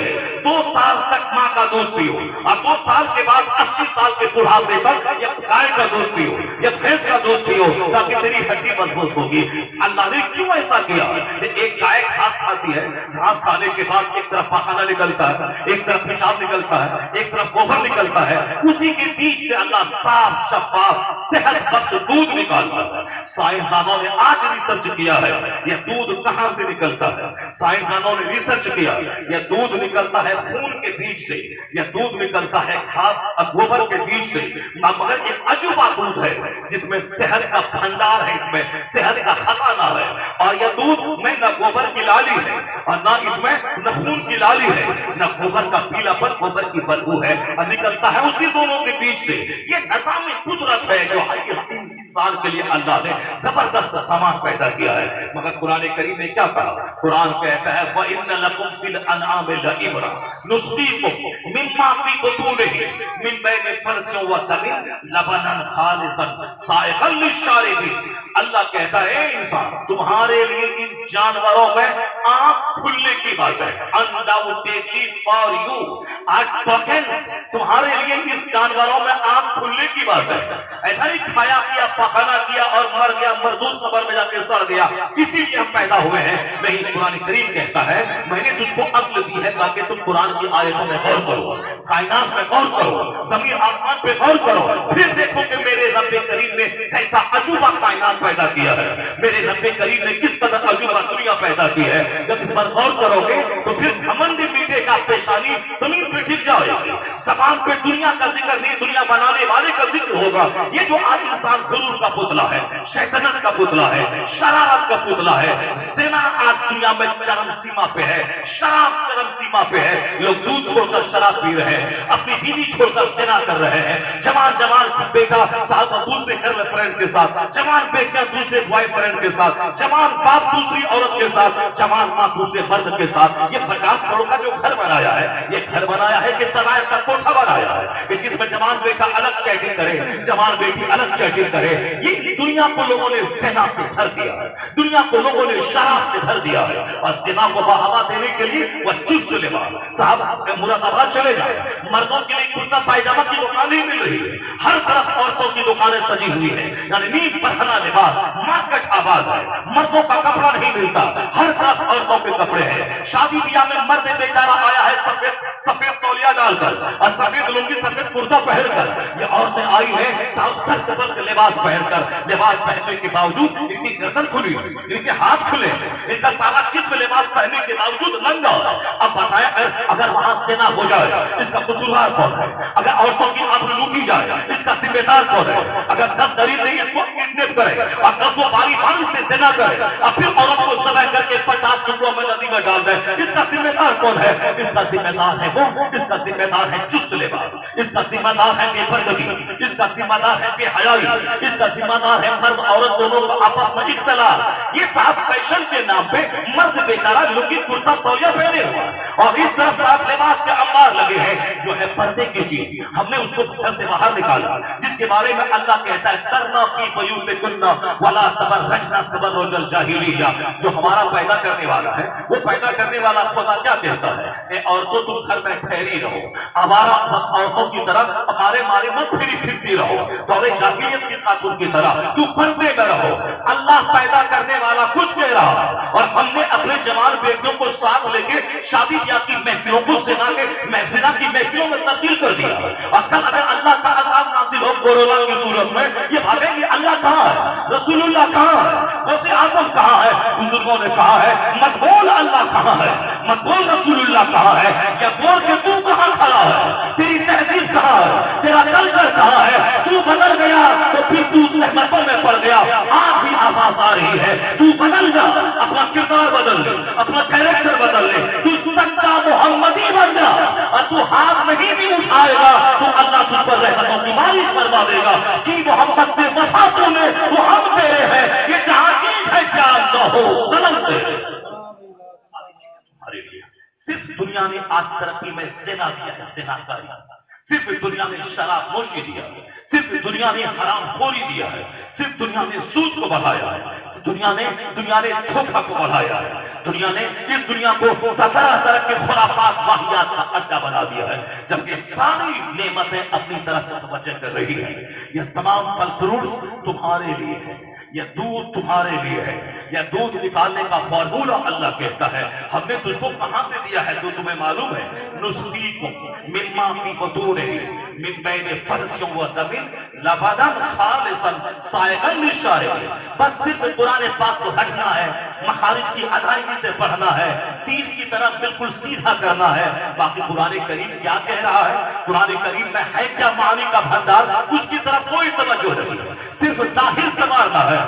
اسلام زور دیتا ہے ظاہر پر زیادہ سے زیادہ باطن کے سنوارنے پر۔ قرآن پاک مخارج کی ادائیگی سے پڑھنا ضروری ہے، اس سے 99% زیادہ ضروری یہ ہے کہ قرآن پاک میں جو کچھ ہے اس کو سمجھا جائے، قرآن پاک کی تعلیمات پر عمل کیا جائے۔ صرف حافظ بننے میں کوئی اتنی بڑی کوالٹی نہیں ہے، وہ کوالٹی ہے کہ قرآن پاک کو رکھ لیا، وہ دیکھ کے نہیں بن دیکھ کے پڑھ رہا ہے، لیکن بن یا دیکھ کے پڑھ رہا ہے یا بن دیکھ کے پڑھ رہا ہے، پھر اس میں کیا کون سی کوالٹی ہوگی؟ وہ دیکھ کے پڑھ رہا ہے یا بن دیکھ کے پڑھ رہا ہے، لیکن قرآن پاک بن دیکھے پڑھنے سے زیادہ دیکھ کر جو پڑھے گا اس کو ڈبل ثواب ملے گا، یعنی آنکھ بھی اس کو دیکھ رہی ہے، زبان اس کو پڑھ رہی ہے، اس کو دیکھنے والے کو ڈبل ثواب ملے گا۔ تو بن دیکھے پڑھنا یہ قرآن پاک کی حفاظت کا ایک ذریعہ ہے، لیکن قیامت کی نشانی ہے آخر زمانے میں علماء کرام نہیں ملیں گے، ایک عالم کی تلاش میں بندہ موٹا تازہ جانور لے کے نکلے گا، اس کا جانور دبلا پتلا ہو جائے گا،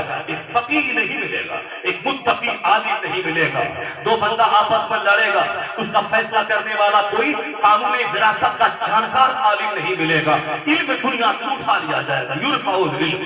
اب پھر کیا ہوگا؟ کیڑے مکوڑے کی طرح کرہ پھیل جائے گی، کیڑے مکوڑے کی طرح ہر طرف الفاظ پھیل جائے گے، جو بغیر سمجھے مجھے قرآن پاک رٹیں گے اور قرآن پاک سمجھیں گے نہیں، کیڑے مکوڑوں کی طرح دنیا میں پھیل جائیں گے۔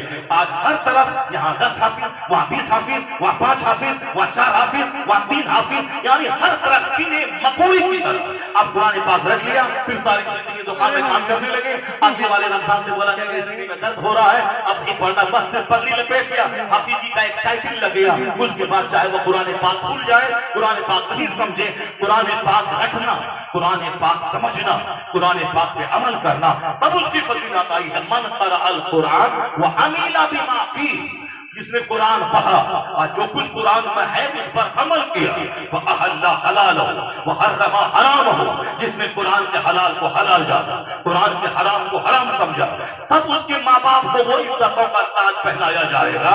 اُلْبِسَ بَالِغَهُ تَاجًا يَوْمَ الْقِيَامَةِ ضَوْءُهُ أَحْسَنُ مِنْ ضَوْءِ الشَّمْسِ فِي بُيُوتِكُمُ الدُّنْيَا۔ تب فرماتے ہیں سرکار ان کے ماں باپ کو وہ عزتوں کا تاج پہنایا جائے گا جس کی چمک کے سامنے دنیا کے سورج کی روشنی پھیکی پڑ جائے گی۔ کس کے لیے؟ جو قرآن پڑھے گا اس پر عمل کرے گا۔ من قرأ القرآن وعمل بما فیہ، جس نے قرآن پاک پر عمل کیا، اس کے حلال کو حلال جانا، اس کے حرام کو حرام جانا، متقی فقیہ دنیا میں نہیں ملیں گے، علم دنیا سے اڑ جائے گا، کیونکہ کوئی 10 سال دماغ چلا جلا کے اس کی گہرائی میں نہیں ڈوبے گا، چونکہ سب کو پیسہ چاہیے، سب کو مال چاہیے، اس لیے اب اس کے لیے کون 20 سال دماغ لڑا کے عالم بنے گا؟ 3 سال میں حافظ بنا، اپنا کاروبار شروع کر دیا، اب اس کو نہ نماز کے فرائض و واجبات معلوم ہے، اور نہ قرآن کریم جو پڑھ رہا اس کے اندر کیا ہے نہ اس کو معلوم ہے۔ ذرا غور سے سنیے قرآن پاک کیا کہتا ہے۔ فزکس کو لے آؤ، کیمسٹری کو لے آؤ، بایولوجی کو لے آؤ، جتنے بھی علوم و فنون ہے سب کو لے آؤ۔ میں نے کہا نا کہ قرآن کریم سائنس کہتے ہیں کہ جہاں گائے گھاس کھاتی ہے وہاں گھاس ایک طرف سے پولو براز بنتا ہے، ایک طرف سے بلڈ بنتے ہیں، ایک طرف سے وہی اسی کے بیچ سے دودھ بنتا ہے۔ نہ دودھ میں خون کا اثر ہے، نہ دودھ میں گوبر کا اثر ہے۔ یہ عجوبہ کام کون کرتا ہے؟ ویگیانک آج دماغ چلا کے کہتے ہیں کہ گوبر اور خون کے بیچ سے دودھ نکلتا ہے، لیکن کہو اس قرآن کریم کو جس کو تم نے سمجھ لیا ہے کہ ماں کے مرنے کے بعد مولوی صاحب کو بلا کے لاؤ قرآن شادی کروا دو، ان کا بیٹا شراب پی، ان کا بیٹا مارے مارے پھرے، ان کا بیٹا اپنے چوکر دوستوں کے ساتھ تاش کھیلے۔ اب مدرسے کے بچے کو بلا کے لے آؤ، اب وہ بچہ قرآن خوانی کر دے گا اور اس کو 10-10 روپے دے دیں گے، 50-50 روپے، بس میں نے آپ کی محبت کا فرض ادا کر دیا۔ 1 کروڑ ختم قرآن اگر مدرسے کا بچہ کر دے گا، پھر بھی ایک بیٹا جو اپنی ماں کے مرنے کے بعد جو بیٹا پڑھے گا درد کے ساتھ، وہ درد کہاں سے لاؤ گے؟ وہ درد کہاں سے لاؤ گے؟ ایک بار آدمی کا بچہ مر گیا، ماں جو روئے گی اس کے رونے میں، اور جو کسی عورت کو 500 روپے دے کے رولانے کے لیے بلایا جائے گا اس کے رونے میں زمین آسمان کا فرق ہوگا۔ وہ تو پیسہ کے چکر میں رونے آئی ہے، اور اس کا تو اپنا بیٹا مرا ہے تو مدرسے کے بچے بریانی کے شوق میں آئے ہیں، مدرسے کے بچے نذرانے کے شوق میں آئے ہیں، کیونکہ اس کی ماں تو نہیں مری ہے، اس کا باپ تو نہیں مرا ہے، ماں تو تیری مری ہے، اور تو ادھر شراب پی رہا، اپنے دوستوں سے مٹر کشتی کر رہا، ادھر بچے قرآن پڑھ ٹیلی ویژن کھول کر کے وہاں ننگی تصویریں دیکھ رہا، اور یہ مدرسے کے بچے کو بلا کے ہم نے کسی نبھا دیا، نہ تیرا بچہ بھی تیرا نہیں ہے، کیونکہ تیری لاش میں وہ صرف ایک کسی نبھائے گا، درد کے ساتھ قرآن نہیں پڑھے گا۔ 1000 بار پڑھنا قرآن اس کا ایک طرف، لیکن تو آنسوؤں کے سائے میں اور دل کی گہرائی سے جو ماں کے لیے 3 بار قل اللہ احد پڑھ کے اس کی قبر پہ چلا جا، اور تو آنسو کے ساتھ جو دعا کرے گا، اے اللہ میری ماں کو تو بخش دے، جب تو روئے گا تو تیرے درد کی وجہ سے تیرا خدا تیری ماں کی بخشش فرما دے گا۔ یہ ہے وہاں درد، یہ کسی دنیا میں نبھائے جا رہا ہے، ٹیلی ویژن دیکھا اور یہاں مدرسے کے بچوں کو لا کے بلوایا جا رہا ہے، اور پھر کئی چکر بولے گا کہ اللہ کہاں ہے، رسول اللہ کہاں ہے، ہر طرف فلسطین جل رہا ہے، اللہ کہاں ہے، یروشلم جل رہا اللہ کہاں ہے، یہ غزہ جل رہا اللہ کہاں ہے۔ یہی بولے گا کون؟ جو سر سے لے کے پاؤں تک شرارت کا پتلا ہے، انگ انگ میں ہزاروں لاکھوں کروڑوں گناہ پوشیدہ ہے، جھوٹ کا گناہ، بدنکاہی کا گناہ، شراب کا گناہ، زنا کا گناہ، اقلام بازی کا گناہ، مشت زنی کا گناہ، بے پردگی کا گناہ، فضول گوئی کا گناہ، یعنی کتنے گناہ ہیں سر سے لے کے پاؤں تک، اور اس کے بعد یہ کہتا اللہ کہاں ہے۔ اللہ تبارک و تعالی ہے وہی عزت دینے والا، وہی ذلت دینے والا۔ صرف تو 24 گھنٹے میں 1 گھنٹہ نکال دے ظہر عصر مغرب عشاء کے لیے، 1 گھنٹہ تو نکال، اللہ 24 گھنٹوں میں اللہ تیرے لیے برکتیں عطا فرما دے گا۔ تو 12 گھنٹے دکان میں گئے، 8 گھنٹے کھیت میں جا، اگر 1 گھنٹہ نکال کے تو اللہ کو فجر میں سجدہ کر، ظہر میں سجدہ کر، عصر میں سجدہ کر، مغرب میں سجدہ کر، عشاء میں سجدہ کر، اس کے بعد ہاتھ اٹھا کے دعا کر۔ 24 گھنٹے میں 23 گھنٹے کھیت کھلیان دکان اور بستر پہ، 1 گھنٹہ سب کے لیے، تو اللہ کہتا ہے 1 گھنٹہ میرے لیے جب سجدہ کر، ہم تمہارے دن اور رات کو برکتوں سے بھر دیں گے، رحمتوں سے بھر دیں گے۔ کون ہے جو اللہ रब्बुल इज्जत के लिए अपना अपना टाइम दे। कौन है जो रब्बे करीम की खातिर अपनी ख्वाहिशात पे कंट्रोल लगाए? और फिर ये बोलता है कि कुरान करीम बस वही माँ बाप के मरने के बाद कुरान खानी करने के लिए बच्चों को बुलाया जाता है, वही चीज कुरान में। जरा सुनो गौर से, आज वैज्ञानिक क्या कहते हैं कि दूध निकलता है गोबर और खून के बीच से। जरा इन सारे हाफिजों से पूछो, कुरान शरीफ में एक आयत है, वइन्न लकुम फिल अनाम लइब्रा, तुम्हारे लिए जानवरों में इबरत है। अल्लाह कहता है वइन्न लकुम undoubtedly for you in the cattle are tokens for you, इन मवेशियों में तुम्हारे लिए मकाम इबरत है। अल्लाह कहता है मैं तेरे लिए निकालता हूं इसमें से दूध, नुस्कीकुम मिम्मा फी बुतूनिहिम मिन बैन फर्सिन व दमिन, फर्स मने गोबर, दम मने खून।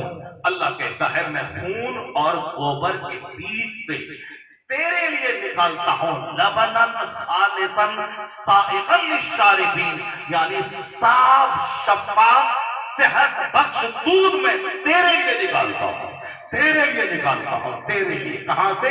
मिन बैन फर्सियों व दमिन, गोबर और खून के बीच से। तो आज 1500 साल हो गए कुरान की दुनिया में नाजिल हुए, आज वैज्ञानिकों ने कहा है कि गोबर और खून के बीच से दूध निकलता है। लेकिन किस कदर फसाहत के साथ कुरान करीम में यह बात मौजूद है कि मैं गोबर और खून के बीच से दूध तेरे लिए निकालता हूं। कुरान साइंस की किताब नहीं है, लेकिन यहाँ अल्लाह ये बताता है कि मेरे बंदे मैं तुझको कितनी नेमतें देता हूं, जमीन आसमान सब तेरे लिए, मैं जानवर के थनों से गोबर और खून के बीच से दूध तेरे लिए निकाल के दे दिया हूं। यहाँ चर्चा है नेमतों का, अल्लाह रब्बुल इज्जत का चर्चा कर रहा, लेकिन उसी चर्चा की क्रम में उस पर भी इशारा हो रहा है जो आज 1400 साल के बाद वैज्ञानिकों ने दिमाग जलाकर, आंख जलाकर, कई कई साल तक किताबों में आंखें डाल डाल कर मुताला करके जिस नतीजे पर वो आज पहुंचा है, यही बयान वजाहत से जो 1500 साल पहले से दुनिया में कुरान पाक बता रहा है। यह इस बात की दलील है कि कुरान इल्म फन का माउंटेन भी है, कुरान इल्म हिकमत का फाउंटेन भी है, और इल्म हिकमत का सरचश्मा है। कयामत तक जो भी इल्म दुनिया में ज़ाहिर होगा उसका रिश्ता कहीं न कहीं कुरान और हदीस से मिलता हुआ है। ये कुरान करीम है। अल्लाह ने क्या कहा? जब मैं सब कुछ तेरे लिए दिया हूं। अब जरा एक तरफ और देख लें, अल्लाह ने नेमतों का चर्चा किया, वल खैल वल बिगाल वल हमीर लितरकबूहा वज़ीना व यखलुकु मा ला ताअलमून। जब कुरान पाक के अजाइबात देखिए, कुरान पाक क्या कह रहा है? कुरान आज से 1400 साल पहले नाजिल हुआ है दुनिया में। ये कुरान अल्लाह की किताब है, नुज़ूल की उम्र है दुनिया में 1500 साल, मगर है ये अल्लाह की किताब। खैनी खाने में दिल लग रहा है, जलसे में दिल नहीं लगता है, चूंकि काटती है और जलसा से जल्दी से भाग जाता है। अगर नाच की महफिल हो 1 लाख मुसलमान, अगर कोई रंडी आके नाचे 2 लाख मुसलमान, अगर शराब की महफिल हो साहब वहां हजारों मुसलमान। और जहां जीवन दान दिया जाता है, जहां दिल को झंझोड़ा जा रहा है, जहां कुरान पाक का इल्म पिलाया जा रहा है, जो मकसद हयात बताया जा रहा है, वहां मन नहीं लगता, उछला कूदा चला। अब अगर इसको अल्लाह ताला कल उछल कूद के तड़पा तड़पा के मार दे, अल्लाह उसे जलील और रुस्वा कर दे, ये दूसरों के सामने 50 दरवाजे पे भीख मांगे और 50 आमिल से ताबीज करे और कोई फायदा ना हो, उसका जिम्मेदार ये मत बोलना कि अल्लाह ने इसको जलील कर दिया। अल्लाह ने जलील ही किया है। तुमने जिल्लत का सामान खुद से खरीदा है। मदरसे को तुमने उजाड़ा, खानकाहों को तुमने उजाड़ा, तुमने मदरसों को उजाड़ा, तुमने मकतबों को उजाड़ा, और उसके बाद कहता है कि इस्लाम कमजोर हो रहा है, मुसलमान कमजोर हो रहा है। तो दूसरी कौमें वो अपनी दरसगाहों से करीब हो रही है, दूसरी कौमें वो त्रिशूल से करीब हो रही है, दूसरी कौमें साफरानी कपड़े से करीब हो रही है, दूसरी कौमों को अपना मजहब बचाने और दुश्मनों को मारने का प्लान दिमाग बन रहा है, उसके पास ट्रेनिंग दी जा रही है। और एक तुम हो शराब के पीछे पागल हो, ज़िना के पीछे पागल हो, साफ झूठ के पीछे पागल हो, ये 2-4 जलील सी जमीन खरीदे मकान बनाने के पीछे का पागल हो। मकान बन जाए, जमीन खरीद लें, एटिका खरीद लें, एक ट्रक खरीद लें, बेटी की शादी में 10 लाख रुपए पानी की तरह बहा दें, अब फिर हमारा कलेजा ठंडा हो जाए, हमने कुछ काम कर लिया। और उसको एक धुन चाहा है कि तुम्हें किस तरह डैमेज करें, तुम्हें किस तरह घेर के मारे, किस तरह तेरी प्रॉपर्टी भी कब्जा करें। तो एक मुसलमान होने के नाते ये फर्ज तेरा बनता है कि जब वो दीन मिटाने के लिए तैयारी कर रहा है तो तू भी तौबा कर ले, नेक बन जा, कुरान पर अल्लाह से लो लगा, उसके बाद बोल अगर तुमने दीन मिटाने के प्लान बना रहा है तो हमने भी अब दीन बचाने का प्लान बनाया। अब हमने भी दीन बचाने का प्लान बनाया है, हमने भी अब दीन बचाने का प्लान बनाया है। फैसला लेना होगा, फैसला करना होगा, बताना होगा जिंदा रहने के लिए खाना पीना है, ना कि जिंदगी खाने पीने के लिए सिर्फ है। मकान है ताकि सर छुपाए, ना कि मकान का मुकाबला मकसद हयात है। कपड़ा इसीलिए है ताकि मैं अपना सत्र छुपाऊं, ना कि कपड़े का मुकाबला करने के लिए मैं जिंदा रहूं। कपड़ा इसीलिए है ताकि सत्र छुपाऊं, और सत्र इसलिए छुपाऊं ताकि रब की इबादत करूं। मकान इसीलिए है ताकि मकान में सर्दी गर्मी बरसात से नजात पाऊं, और नजात इसलिए पाऊं ताकि रब की इबादत करूं। खाना इसलिए खाऊं ताकि मैं जिंदा रहूं, और जिंदा इसलिए रहूं ताकि मैं रब की इबादत करूं। क्योंकि अल्लाह ने साफ लफ्जों में कहा, वमा खलक़तुल जिन्न वल इंस इल्ला लियअबुदून, हमने इंसान और जिन्नात को सिर्फ इबादत के लिए पैदा किया है, बाकी रोजी तुझको मैं दूंगा। जब एक अंधे सांप को रोजी देता हूं, समंदर की गहराई में सांप मछली को रोजी देता हूं, जब माँ के पेट में खून रोककर तुझको खिलाता हूं, जब माँ की गोद में खुश्क छाती में दूध डालकर तेरी ग़िज़ा का इंतजाम करता हूं, और जब तू कमजोर रहता है तेरी माँ के दिल में मोहब्बत डालकर माँ को एक नर्स बनाकर मैं तेरी खिदमत के लिए मामूल करता हूं। तो जब माँ के पेट में मैंने तुझको रोजी दिया, माँ की गोद में रोजी दिया, 15 साल तक मैंने माँ बाप के दिल में मोहब्बत डाल के माँ बाप को नर्स और खादिम की तरह तेरी खिदमत करवाया। अब जो 18 साल का जवान हो गया तो अब बोलता है कि रोजी कहां से मिलेगी। अब रोजी के मारे मारे फिर रहा है, रोजी की तलाश में नमाजें छोड़ रहा है, रोजी की तलाश में झूठ बोल रहा है। ए बदबख्त, जब माँ के पेट में अल्लाह ने तुझको रोजी दिया, जब माँ की गोद में अल्लाह ने रोजी दिया, जब 15-20 साल जवानी के से पहले अल्लाह ने माँ बाप के जरिए तेरी रोजी का इंतजाम किया, अब तू जवान हो गया है, हाथ में ताकत है, पाँव में ताकत है, आंख में ताकत है, तू तो पत्थर को तोड़ के अब रोजी हासिल कर सकता है। अब क्यों जहर खा के मर रहा है, अब क्यों रोजी की तलाश में मारे मारे फिर रहा है, अब क्यों रोजी की वजह से तो नमाजें छोड़ रहा है। यकीन कर कि जो अल्लाह माँ के पेट में रोजी दिया है वो अल्लाह अभी जवानी में भी रोजी देगा, वो अल्लाह बुढ़ापे में भी रोजी देगा। तो इसलिए अल्लाह फरमाता है, तक़्तुलू औलादकुम खश्यता इमलाक, गरीबी के डर से बच्चों को कत्ल मत कर, मैं तुझे भी रोजी देता हूँ, तेरे बच्चों को भी रोजी देता हूँ, मैं तुझे भी रोजी देता हूँ, तेरे बच्चों को भी रोजी देता हूँ। रोजी की तलाश ही में मस्जिद बर्बाद है, रोजी की तलाश ही में 24 घंटे डॉक्टर इंजीनियर बनने के लिए 18 घंटे पढ़ना है, रोजी की तलाश ही में ताही मोच मूंड की मस्जिदें छोड़ के ITI सेक्टर में जाके इंजीनियर बनना है ताकि नौकरी मिले, 1 लाख कमाए और फिर पेट पाले, कपड़ा पहने, छोटा सा घर बनाए, कार खरीदे, उसके बाद मर के कमर में जाके सड़ने के लिए चले जाए। इसीलिए ना नमाज छोड़ के इंजीनियर बनना, नमाज छोड़ के डॉक्टर बनना, हज और ज़कात छोड़ करके साथ मकान दुकान का मुकाबला करना, वरना जिस दिन दिमाग में हिट कर जाए कि मकसद हयात इबादत है, अब बस इबादत के लिए ज्यादा घर मकान की जरूरत नहीं, इतना है कि ताकि मैं जिंदा रह सकूं, तो उसके लिए हाय हाय तौबा मचाने की जरूरत नहीं है, उसके लिए हराम खाने की जरूरत नहीं है, उसके लिए शराब बेचने की जरूरत नहीं है, उसके लिए औरतों का ग्रुप बना के सूद खाने की जरूरत नहीं है, उसके लिए अपनी इज्जत आबरू लुटा के पैसा कमाने की जरूरत नहीं है। तुम इबादत करो, कुलू व अमलू सालिहा, अल्लाह कहता है तुम हलाल खाओ, अच्छा काम करो, हम तुझे भी रोजी देते हैं, तेरे बच्चों को भी रोजी देंगे। 1 बच्चा रहेगा तो भी रोजी देंगे, 100 बच्चा रहेगा तो भी रोजी देंगे। हजरत अनस रज़ी अल्लाह ताला अन्हु ने मुस्तफा जान रहमत अलैहि सलाम की खिदमत की, हुजूर ने दुआ दे दी, 100 बच्चे अल्लाह ने उसको दे दिए। हुजूर ने कहा था अल्लाह अनस के माल में बरकत दे, और हुजूर ने कहा था अल्लाह अनस की औलाद में बरकत दे, औलाद में माल में बरकत दे। पैगंबर आज़म अलैहिस्सलाम की दुआ थी और दुआ कबूल हुई। 100 लड़का अल्लाह ने हजरत अनस को अता फरमा दिया। 100 लड़का, वो हम जैसे कमजोर एक बीवी पे आउट हो जाए और रोजाना मुर्गा की तरह लड़ते रहे, लेकिन साहबे कराम 4-4 बीवियां उनके पास होती थी और फिर वो तलवार लेके जिहाद करते थे, सरहद में रहते थे, क्योंकि वो उसको ढेर बर्गर, चाउमीन, बिरयानी, चपाती, कीमा, कोरमा खाने की तमन्ना नहीं थी। एक खजूर खाते थे, जिंदा रहते थे, सरहद पे जाके इस्लाम बचाते थे, अपने बाल बच्चों को पालते थे ताकि ये इस्लाम के लिए काम आए, ये मुजाहिद बने, इस्लाम के काम आए। अब चूंकि जिसको 1 दर्जन खाना खाने की चाहत हो वो क्या जिहाद की फिक्र पालेगा, और जिसको साथ अपने बाल बच्चों को इंडियन डॉक्टर बनाने का प्लान हो वो क्या जिहाद में अपने बच्चों को पालेगा, वो क्या मस्जिदों को आबाद करेगा। तो खाने से, कपड़ा पहनने से, मकान में साफ फॉर्म से सीलिंग करने, उसको वाल पुट्टी करने, ग्रेनाइट, टाइल से, मार्बल से फुर्सत कहाँ है, सारी जिंदगी उसी में बसर हो गई। अब 1 दर्जन बीमारी लेके बैठे, अचानक चक्कर आया, मरे और कब्र में सड़ने के लिए पहुंच गए।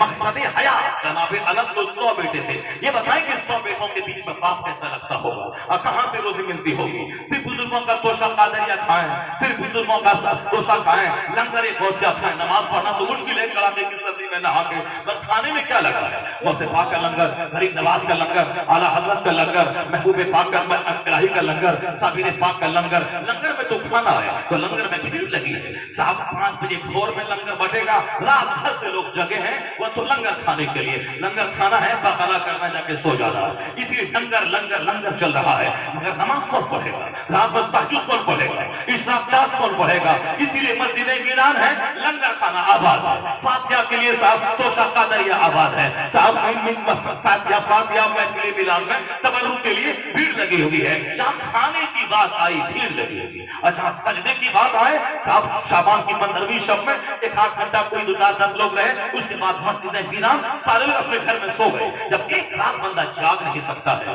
तो इस बंदे को कोई हक नहीं पहुंचता कि वो शिकायत करे कि मुसीबत क्यों आई, वो शिकायत करे कि रहमत कहां है, वो शिकायत करे कि अल्लाह की रहमत कहां है। गौसे आजम 40 बरस तक ईशा के वजू से फजर पढ़े और हम उसके उनका लंगर खाएं, हम सच्चे आशिक के रसूल वाला बन जाए। गौसे आजम 25 साल तक दरख्तों के पत्तों को खा के जंगल में रहे और हम उनके नाम का लंगर खाएं, आशिक के रसूल वाला।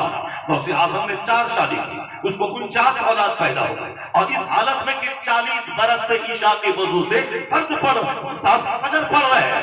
कहां पूछे उनसे मेरे बॉस ये 49 औलाद की परवरिश कैसे हुई? यहाँ तो 2 बच्चा है एबॉर्शन, 2 बच्चा है निरोध, 2 बच्चा है कॉपटी, 2 बच्चा है माने हमल अतियात का इस्तेमाल, यानी 2 बच्चे के बाद हमल गिराने वाली दवाई खिला दी, 2 बच्चे के बाद साहब एबॉर्शन करवा दिया, 2 बच्चे के बाद इंजेक्शन दिलवा दिया। क्यों? क्योंकि हम तो खिलाते हैं, हमने पैदा किया है, अल्लाह को इज्जत थोड़ी खिलाएगा, तो हमने पैदा किया है। 4 बच्चे को कहां से खिलाएंगे? 5 बच्चे को कहां से खिलाएंगे? इनके बाप के पास कितनी बेटियां थी? 5। इनके बाप को कितने बेटे थे? 5। तो 5 बेटी 5 बेटा को गरीब मजदूर का मजदूरी करके पाल लिया। और ये इंजीनियर साहब 1 लाख महीना कमाता है तो 1 बच्चे पे आउट, और 1 बच्चे पे उसके बाद साहब कॉपी और इंजेक्शन दिलवा करके बच्चा पैदा ना करे, बच्चा का कातिल बन जाए। इनका बाप 5 भाई 5 बहन को पाल लिया और उनके पास आमदनी नहीं थी, मजदूरी करता था, और ये इंजीनियर बन करके 1 लाख कमा के 1 बच्चे के बाद दूसरे बच्चे के लिए इंजेक्शन लगा के एबॉर्शन करवा दिया। क्योंकि बच्चों को पढ़ाना लिखाना है, बच्चों को इंजीनियर बनाना, उसमें माल चाहिए। इस कदर घटिया सोच जब से पैदा हो गई, अल्लाह तबारक व तआला दुनिया से सुकून को खत्म कर लिया। बेंगलोर का इंजीनियर अभी 1 महीना पहले 1-2 लाख कमाने वाला वो फांसी के फंदे पे लटक गया, सुसाइड कर लिया। सुसाइड नोट दुनिया वालों के सामने रख दिया कि हम अपनी बीवी की वजह से सुसाइड कर रहे हैं, अब कोर्ट की वजह से सुसाइड कर रहे हैं। इंजीनियर सुसाइड कर रहा है, इसका मतलब यह निकला सिर्फ खाना कमाना एक मसला नहीं है, बेशुमार प्रॉब्लम्स दुनिया में है। तो ये तो एक बीवी की वजह से जहर खा रहा है। गौसे आजम के पास 49 औलाद और 4 बीवियां। इबादत का ये आलम है कि 40 साल से ईशा के वजू से फजर पढ़े। पूछे गौसे पाक से हुजूर इन औलाद की परवरिश कहां से हुई? 4 बीवियों में कभी लड़ाई झगड़ा नहीं हुआ और फिर इबादत में कोई कमी नहीं आई, आखिर कैसे हुआ? तो गौसे पाक का जवाब होगा वमन यतवक्कल अलल्लाह फहुवा हस्बुह, जो अल्लाह पे भरोसा करता है अल्लाह उसके लिए काफी होता है। जो अपनी नौकरी पे भरोसा करेगा, जो अपने बेटे की जवानी पे भरोसा करेगा, जो अपनी सर्विस पे भरोसा करेगा, जो अपने 10-20 बीघा जमीन पे भरोसा करेगा, जो अपने 2-4 ट्रक पे भरोसा करेगा, जो अपने फिक्स डिपॉजिट में जो 10 लाख है उस पर भरोसा करेगा, तो अल्लाह तबारक व तआला उसे दाने दाने को तल पाएगा। लेकिन जो अल्लाह पे भरोसा करेगा अल्लाह उसके लिए काफी हो जाएगा। अल्लाह पे भरोसा करने वाली बात रहे तो फिर जहर लोग नहीं खाएगा, सुसाइड नहीं करेगा। रिक्शा चलाने वाला, ठेला चलाने वाला, ठोके 500 रुपए कमाने वाला, एक बीवी 5 बच्चे को पाल रहा है, और वह इंजीनियर साहब सुसाइड नोट दुनिया वालों के सामने रख रहा है। एक मंत्री वेस्ट बंगाल का ऊपर से कूद के जान दे दिया साहब। कोठा में हर साल 10 से लेके 20 बच्चे कोचिंग सेंटर से उसकी डेड बॉडी बाहर निकल रही थी। स्कूल में एक सुसाइड का एक माहौल बना हुआ है, और आमतौर पर जहां अल्लाह पर भरोसा नहीं, जहां रब पर भरोसा नहीं, सिर्फ नौकरी पर कुव्वते बाजू पे भरोसा है, वहां इसी तरह से सुशांत सिंह राजपूत जैसा फिल्म का एक्टर कोरोना काल में फांसी के फंदे पे लटक के जान दे दिया। दिल्ली का आईएएस ऑफिसर, डीएम के रैंक का ऑफिसर, उसने फांसी के फंदे पे लटक के जान दे दी। पता चला कि जो सिर्फ फिजिक्स पढ़ेगा इसी तरह से पूरी मौत मरेगा, जो मैथमेटिक्स से पढ़ेगा इसी तरह طرح बुरी मौत मरेगा। जो हिस्ट्री ज्योग्राफी पढ़ेगा इसी तरह बुरी मौत मरेगा। जो सिर्फ गलतों के कमाने के पीछे पागल होगा इसी तरह बुरी मौत मरेगा। कभी तुमने सुना एक मस्जिद का इमाम सुसाइड किया? कभी तुमने सुना ये मकतब में पढ़ाने वाला मौलवी साहब जो 5,000 महीना कमाता है ये सुसाइड किया? क्योंकि वहां आमदनी है मगर सब्र नहीं है, पेशेंस नहीं है, धैर्य नहीं है, अल्लाह पर विश्वास नहीं है, इसलिए कमाने के बावजूद खुदकुशी है। और यहाँ सब्र है, अल्लाह पर यकीन है, रज़्ज़ाक़ पर यकीन है, इसलिए 1 लाख कमाने वाला सहन खा रहा है और 10,000 कमाने वाला बादशाह जैसा हरा भरा रह रहा है, हरी जिंदगी गुजार रहा है। इनके चेहरे की हरियाली, इनका लिबास, इनके रूह के ऊद और मुश्क और शमामा कस्तूरी की खुशबू ये बताती है कि यहाँ आमदनी कम है और अल्लाह पर एतमाद, अल्लाह पर भरोसा ने इसे खुशहाल बना दिया है, अंदर से ताकतवर बना दिया है। आप जरा सुनिए कौन से कुरान पाक ने क्या कहा है। साइंस पढ़ने वाला, दुनिया का सारा उलूम पढ़ने वाला वो कुरान पाक के मानी और मफाहिम पे गौर करेगा। अल्लाह रब्बुल इज्जत ने किस कदर इशारे में वो सारी बातें बता दी हैं जिसको आज साइंस का रिसर्च करके 10-20 साल दिमाग चला करके तब वो बातें दुनिया के सामने रख रहे हैं। अब आपने देख लिया वो किस कदर जानवरों के थनों से दूध निकलने की बातें वैज्ञानिक आज कहते हैं और किस कदर वसाहत से कुरान करीम ने कहा है। अब एक बात सुनिए, आज मैं कहता हूं कुरान करीम में ये हवाई जहाज का चर्चा मौजूद है, ट्रेन का चर्चा मौजूद है, प्लेन का चर्चा मौजूद है। आप बोलेंगे वो कैसे? क्योंकि इसकी तारीख तो 500 साल पहले प्लेन नहीं था। प्लेन तो 1903 में अमेरिका के राइट ब्रदर्स ने बनाया। आप कहेंगे साहब ये मोटर कार की सारी तारीखें 100 साल के अंदर की, 150 साल के अंदर की, 200 साल पहले तो मोटर कार नाम की कोई चीज दुनिया में नहीं थी, राजदूत नहीं थी। ये सारी चीजें वैज्ञानिकों ने आज तरक्की करके दिमाग चला करके तब नई नई चीजें दुनिया को दी है। जेएल बेयर्ड ने टेलीविजन का फॉर्मूला आज दिया है, हेनरी फोर्ड ने मोटर कार का फॉर्मूला उन्होंने आज दिया है, प्रिंटिंग प्रेस का फॉर्मूला मार्कोनी ने आज दिया है। ये सारे वैज्ञानिक जितने हैं दिमाग जला जला कर सारी चीजें आज उन्होंने दी है। 1000 साल पहले तो फिजिक्स केमिस्ट्री का नाम दुनिया में नहीं था, अमेरिका नाम का कोई मुल्क दुनिया में नहीं था। अमेरिका का पता कोलंबस ने 1495 में लगाया, हिंदुस्तान का पता वास्को डी गामा ने लगाया। तो फिर उसके बाद वो आज से 1000 साल पहले विज्ञान, साइंस, फिजिक्स, केमिस्ट्री, बायोलॉजी का कोई नामो निशान नहीं था। ये बात है मैं नहीं कहता हूं, बल्कि यूरोप का एक दानिश्वर जो पढ़ा लिखा है वो कहता है। वो लुच्चा लफंगा दानिश्वर नहीं, अंधभक्त नहीं, आंख बंद करके कहना कि सूरज नहीं है, वो अंधभक्त नहीं है, जो रिसर्च करता है, दिमाग चलाता है, सच्चाई का पता लगाता है वह लोग। हिंदुस्तान का कोई आदमी बनाया है क्या ये माइक्रोफोन? ये तो दिमाग जला करके 7 समंदर पार का डेविड हक्स ने बनाया है। हिंदुस्तान का कोई आदमी बनाया है कंप्यूटर और मोबाइल, ये तो 7 समंदर पार का दानिश्वर बनाया है। हिंदुस्तान के लोगों को नाचने कूदने, दूसरों की टांग खींचने, दूसरों को जलील करने, बम फोड़ने, रास्ता रोकने, दूसरों की कीमत करने, चाय की चुस्की लेके दुकान पे अच्छे लोगों की बुराई बयान करने, उसमें खींच तान करके ऐबे निकालने और उसको जलील करके हरामखोरी का इल्जाम लगाने, उसे फुर्सत कहां? हिंदुस्तान का हिंदू भी वो भी इसी तरह से गलीज हरकतों में लगा हुआ है। और हिंदुस्तान का मुसलमान भी जिस इमाम के पीछे नमाज पढ़ता है उसी मस्जिद से बाहर निकलने के बाद उसी इमाम के भगाने का पनार 5 घूंटा खैनी लगा के चाय पीकर गुटखा का पुड़िया फाड़ के चुस्की लेके बातें करके इमाम भगाने का तबसरा करता है। उस समाज में एक बंदा ज़िना कर रहा है उसके खिलाफ नहीं बोलता है, एक बंदा सूद खा रहा है उसके खिलाफ नहीं बोलता है, एक बंदा हरामखोरी कर रहा है उसके खिलाफ नहीं बोलता है। बोलता है किसके खिलाफ? जो भीख मांग करके मदरसा चलाता है, जो दूसरों के फितरा मांग के मदरसा चलाता है। रमजान के दिन में सारे मुसलमान सेब संतरा खाएं, दिन में आराम करें, रोजा रखें, रात में तरावी पढ़ें। ये मौलवी साहब बेचारा बम्बई में मारी मारी फिर रहा है, कभी भिवंडी, कभी भोवंडी, कभी अंधेरी, कभी दादर, कभी जोगेश्वरी, कभी भिंडी बाजार, कभी साहब वसई, कभी बीरा रोड, मारे मारे फिर रहा है। इफ्तार के टाइम में वहां, सहरी के टाइम में वहां, क्यों मारे मारे फिर रहा है? इसलिए कि जब मदरसा चलाने के लिए मालदारों को आगे आना चाहिए, जमीन डोनेट करना चाहिए, उनको एक तंजीम बना करके मौलाना से कहना चाहिए कि आपको कुरान का इल्म है, आप मसनद पर बैठ कर कुरान का इल्म लीजिए, हमको अल्लाह ने दौलत दी है, हम आपकी सारी जरूरतें पूरी करेंगे। लेकिन नहीं, लोग चाहते हैं कि भीख मांग के तुम ही लाओ और हमको सरदार बना दो और फिर तनख्वाह मांगने हमसे ले आओ। ये बताएं, अच्छे आलिम सब निकल गए, अच्छे लोग मदरसा से निकल रहे हैं। जब मदरसा बंद हो जाएगा तो कुरान कौन सुनाएगा, तकरीर कौन करेगा, जुमा की नमाज कौन पढ़ाएगा, जुमा का खुतबा कौन देगा, ईद का खिताब कौन करेगा, निकाह कौन पढ़ाएगा, कौन तेरे खिलाफ का फैसला करेगा जब कोई नहीं करेगा। इसीलिए आलिमों ने सर पे कफन बांध लिया कि जब अब हमको ही चंदा करना है, अब हमको ही पढ़ाना है, वरना पब्लिक पे छोड़ेंगे। ये तो मदरसा उजाड़ने पे तुला हुआ है, ये मदरसा कायम क्या करेगा? ये तो मदरसे पे ताला लगाने पे फख्र महसूस करता है, ये तो आलिमों को भगाने पे फख्र महसूस करता है। इन उलमाए कराम को दाद दीजिए कि ये अपनी इज्जत को मिट्टी में मिलाकर, क्योंकि अभी मैं खिताब करूंगा 2 घंटा, अभी आप मेरा हाथ चूमेंगे क्या जबरदस्त बयान तू कर रहा है, लेकिन जहां मैं हाथ फैला के मांग लूं 5 रुपए हमको दो, तो सारी इज्जतें वही मिट्टी में मिल जाती है। हमारे दरवाजा बंद हो जाता है, खिताब करने के लिए आओ दरवाजा भी खुलता है, स्टेशन लेने भी जाते हैं, सूटकेस उठा के लाते हैं, हाथ भी चूमते हैं, लेकिन जहां मैं मांगने का प्रोजेक्ट बना लूं कि मेरे मदरसे में 100 बच्चे पढ़ रहे हैं, हमें हम चंदा चाहिए 10,000 रुपए, बस सारी इज्जत भी खत्म, न कार का दरवाजा खुलेगा न घर का दरवाजा खुलेगा।